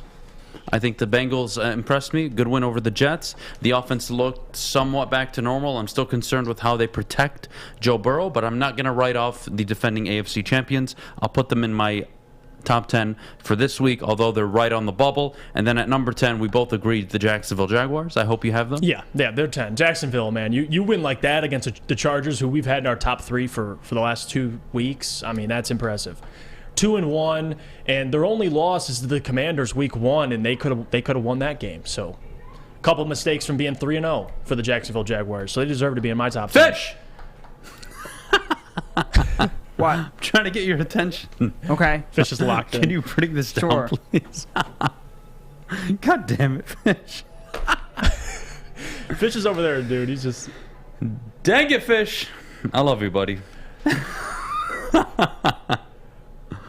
You know what, though? I don't mind your top 10. I just have a problem with some selective teams. The fact that you have Green Bay over Kansas City. If they faced right now, who wins? I think it's a close game. I would give the edge to... You have to say Green Bay. I would say no. I don't have to say Green Bay. No, just because it's a power ranking for the week. It's not who I think is a better team. If it's who I think is a better, I think Tampa Bay's a better football team than Jacksonville. I think Tampa Bay's a more complete football team than Minnesota. Right. Although that's why I have them ranked above those teams. I'm going week to week. Who impressed? Who underwhelmed? It's a weekly power ranking. So why for do you a have the reason. Bills at number 2? Because they're literally the best team in football. They just lost to Miami. They are the best team in football. Okay, all right. Jeff, no, I get you. We both agree. I agree there, but I'm just Come saying, on. if we're going week to week, they should have won a game they had no business winning. Right, but Kansas City if they Chiefs, got blown out, I would shut the hell up and I'd move them to 3. Travis Kelce dropped a touchdown. He did.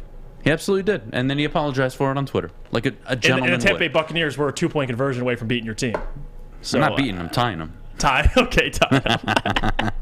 Oh, God. All right, mailbag coming up in a bit. When we get back, get all of your questions in the chat. If you want to call in, the number's 313-552-6322. It's pinned at the top of the Woodward Sports chat. Make sure you check it out. We'll be right back in just a minute. But before we go, Jeff, our good friends over at Odds Trader. Guys, Odds Trader is the #1 site for your game day bets, play-by-play updates, live scores, and the best price from every game for multiple sports books. I'm a convenient guy. I go on Odds Trader. I have all the sports books in front of me, and I'm definitely going to be using it this weekend. You have UFC fights, NFL Sunday. You have college football Saturday, Monday night. Guys, go to Odds Trader. They'll take care of you, especially if you're a bettor. Head to oddstrader.com right now for your best bet. It took exploring 50 different formulas and hosting countless taste tests, but we believe Gypsy Vodka is the smoothest vodka on the market. Don't believe us? Ask the owners. We're Mike and Adam Kazanowski with High Five Spirits Distillery. We're in close to about 1,200 locations throughout Michigan. We wanted to create a brand that was geared more towards freedom, love, adventure, and at the end of the day, we really wanted to tell a story that inspired other people to take risks, follow their dreams, whatever that might be.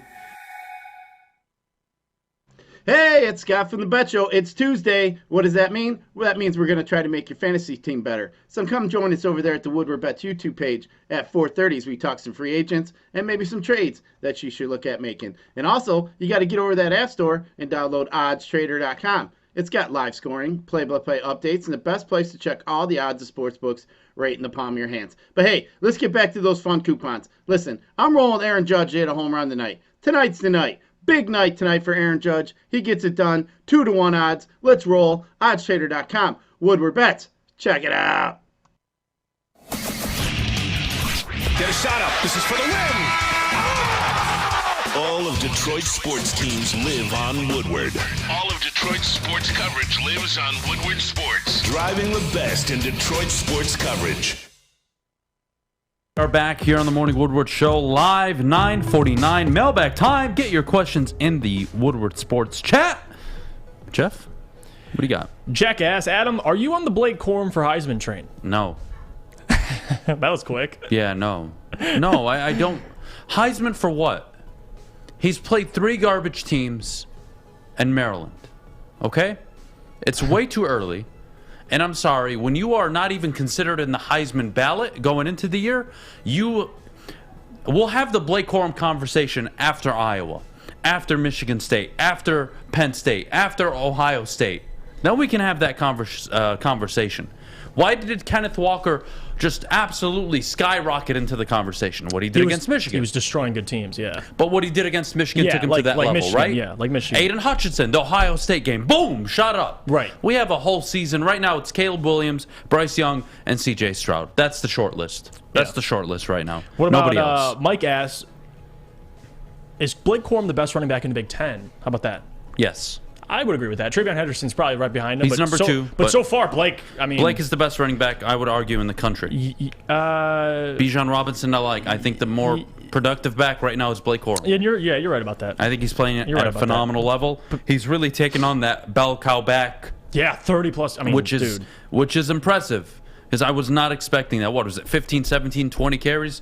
Did not expect it. Got damn near 30. He's been both a good runner between the tackles. Fish, are you okay? Fish just danced right into the studio. What are you doing? I'm great. How are you? Well, where'd you go? Well, I went to open the door for Ryan Lentz, but he didn't look at me, so he doesn't get a pass in that door. I love this comment. It's not really a question, but this is funny. Exciting news. Ermanni Awarie is opening up a Six Flags amusement park here in Detroit. Oh, God. Come on, guys. Come on. Do the Lions go after a Sauce Gardner-type shutdown corner in next year's draft? No, they absolutely do not. No, they do not. If they're picking in the top 3, top 5, they're probably looking at a quarterback. Yeah, quarterback, defensive. I mean, get something. Defensively, linebacker. That's what they're going to have to address. Glenn will be forced into starting Jerry Jacobs if Amani O doesn't snap out of it immediately. I'm not ready to bury Amani O after one awful performance. This is the thing about Amani, too, and he hasn't had the greatest start to the season, but it's not always how you start. I mean, you start with A.J. Brown. AJ tears the secondary up. You get hurt. He misses the second game, and then you throw him in the third game against Adam Thielen. Like, he's got to play better, but I'm not going to overreact. I think Ermanni Awarie and Jerry Jacobs both at their best. You can't tell me you're not taking Ermanni Awarie. He has to snap out of it, but I have faith he'll do that. All right, what is everyone's thoughts if the Lions win the next 2 games going into the bye, Jeff? My thoughts? They would be then 3-2. Thank you, Captain Obvious. I didn't know that. They would be then 3-2. It depends on where they stand in the division. I think obviously those playoff hopes are still going to be alive, but there's still a chance they can go 8-9. I mean, even my prediction could still be right, even if they win the next 2 games. So far, I'm 3-0. Not to brag, I had them. Fantasy football, you're talking about? Well, I'm talking about my predictions on the season, but you're right. In fantasy, I am 3-0 in both my leagues. Little throw. Yeah, you're a chump though. I'm 2-1. You got lucky taking the Eagles. All right, leave me alone. Spank that ass when we face. But All right, let's go to the Woodward Sports Fantasy Football League. In first place in my division, it is Justin, who just beat me by 0.58. Wow, he beat me by 0.58 in a shootout. It was the game of the weekend. I'm 2-1 in second place, and you are 3-0 in the other division, in first place. So you and Justin are the only 2 teams that are undefeated. He's got a good team. And you and I are the 2 highest scorers in the league. Fun fact. That says a lot. So who do I play this week, by the way? Let's figure that out. Schedule. I play Ryan Lentz. Jeff, I don't play you until week 10. What a joke. I got to wait that long? Well, yeah, they want the battle of the champions. I play Braylon. In week 8. He's dead. That's going to be like 200-7. He's going to lose that game. I play Ryan Lentz this week. Poor guy. Ryan, I can't trade with you. I'm playing you this week, so it's not going to happen. Why? Did he try to give you a trade? Huh? Did he try to trade for someone on your team? Yeah, he tried getting Justin Jefferson from me. By the way, Cam Akers was on my bench this week. I did not start him. I picked up Tyler Lockett. Okay. I had most points scored in my big money league, so I'm feeling great. Lamar Jackson was phenomenal. Derrick Henry was phenomenal. Tyler Lockett, McLaurin. I had a really, really good defense in Baltimore. It gave me 11 points. And I'm not trying to brag, but I helped my buddy draft and my girlfriend's father draft. Both of their teams. 3-0? 3-0. Oh, hey. God. I'm telling you, I don't know what it is, guys. I don't know what it is. Shout out to Steve. I helped him draft. He's 3-0. He snuck out with a win. And then shout out to my buddy Jake, who I'm facing this week in my other fantasy league. Jake from State Farm? Yes. Khaki you can call him that. How unfortunate is that? You help your buddy draft, and then you end up facing him. Now I'm like, damn, I might lose to the team I helped draft. I mean, that's your fault. I know. I know the feeling. If St. Brown misses games, do we look at bringing back J-Mo sooner? No. Absolutely not. No. That's a long-term plan. I don't even think you can. He's on the injured. He's on the pup list. Yeah, I don't think it would even be smart to do that. I mean, he'll be back after the bye. There's no point in rushing him. It'll be if fine. This team can be 3-3 after the Dallas game, and then he makes his return, that would be impressive. It'd be awesome. Let's see. Torch Trayvon 3-2 Diggs. overreaction. Woodward will have them in the Super Bowl. No. Beating Seattle, they have a chance. They should win that game. Seattle probably think they should win that game as well. That is a toss-up game. Although if St. Brown and Swift are unavailable, which it looks like that'll be the case, I would favor Seattle in that matchup. Did you see Daniel Jones accidentally hit a disabled fan with a misplaced pass last night? I don't usually talk about disabilities like that, but can you believe Kenny Galladay still dropped it? Gabo, can we give a round of applause? 1 for the comment, and 2 for Matthew Stafford, who made Kenny Galladay an enormous amount of money. And Kenny Galladay absolutely sucks. Yeah. My goodness. I don't know what's going on in New York with Kenny Galladay, man. Time to trade Swift in fantasy? Yeah. Oh, man. I would sell. Sell, absolutely sell him. Who are you guys betting on versus Clemson and NC State? Yeah, that's this weekend. Yeah, I don't know yet. Ask me this weekend. We have a college football show 10 at 11 a.m. on Saturday. Are you doing your bets on Friday? Jags, yes. Jags, I already did that yesterday, buddy. So we're 9-6 on the season. Jags are the biggest surprise this year. They shut out 2 good teams. No, they're not a big surprise. I don't think they're a surprise. Not a big surprise to you. Most people. They may be a surprise to you guys. They're not a surprise to me.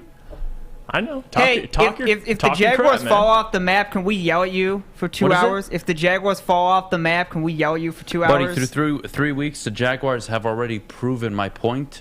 The first being they're better. Not only that they're better. Way One, better. This is exactly what you do when you believe in your franchise quarterback. Right. You bring in a qualified, offensive-minded coach, and it changes the team around instantly. Now they're suddenly division contenders. Nobody expected that outside of me going into the season. They've already shown me enough. Granted, the Chargers win, I think, is more than what it is. LA was hurt. They weren't healthy. Herbert knocked and not fully 100%. Keenan Allen, I don't like it. Keenan Allen, really, that hamstring is hobbling him, man. He's not the same. We'll see when he gets back how he performs for the team. Hutchinson, 0 tackles, 0 sacks. I wouldn't call him a bust, though. Yeah, I would not call him a bust. That is funny. 3 sacks a week ago. So is this every week we're going to decide whether or not he's a bust? If you want to take it in a big picture sense, he technically has a sack a game. He has 3 sacks through 3 games. We'll see how he finishes the season. I had him at 9.5. He's 1/3 of the way there. 3 games in. Yeah. So he'll be just fine. If he gets 9 sacks, I'm thrilled. He got 3 in 1 game. We talked about, in a half-ish. And then he got hurt. Obviously, the stuff kind of went off the rails. But I'm not concerned about Aiden Hutchinson at all, man. He'll be fine. I think the injury's still lingering. But if he gets 9 sacks, that's a win. And he's 1/3 of the way there. Lamar Jackson, his contract extension. When can we expect that to be announced? I'd imagine they want to sign him pretty soon. He's playing at an MVP level right now. Yeah, the Ravens are a bunch of dig dogs, idiots. No, they're idiots. I don't know. That They're kind of idiots. guaranteed money, man. They're idiots. Look, I get it. Because of let me tell you this. They did the same thing with Joe Flacco. What happened? That is true. He won a Super Bowl. Then you have to pay him. Yesterday's price isn't today's price. I agree. And now it's up more. You could have got him for less in the offseason. So that's why I say they're idiots. Fair enough. That's fair enough. All right, last question. Is it Kirby Joseph time with at safety to replace Tracy Walker? I'm curious with Kirby, and I don't know the behind-the-scenes stuff, but clearly he isn't ready enough, like right now. And obviously he's new at playing the position. I think he's only played it his last 2 years in college, whatever the case may be. He's kind of late to playing safety. I would love to see him in, but Aaron Glenn is going to make that decision, and I trust that man, so I'm not too concerned. But we'll see. Maybe we see some Kirby this week. All right, fair enough. That is it for us. Thank you so much for joining, everybody. We appreciate it as always. Can't thank you enough. Big D Energy Alive. Yes. In just a little over an hour. At 11 o'clock, you have Ermanni and Edwards from 2 to 4, and of course the heavyweights from 5 to 7. We'll see you guys tomorrow morning. Should be an interesting show. We may have a few special guests joining, so we'll keep you guys posted. Have a great rest of your Tuesday. Nations League, finally, go watch, enjoy, bye.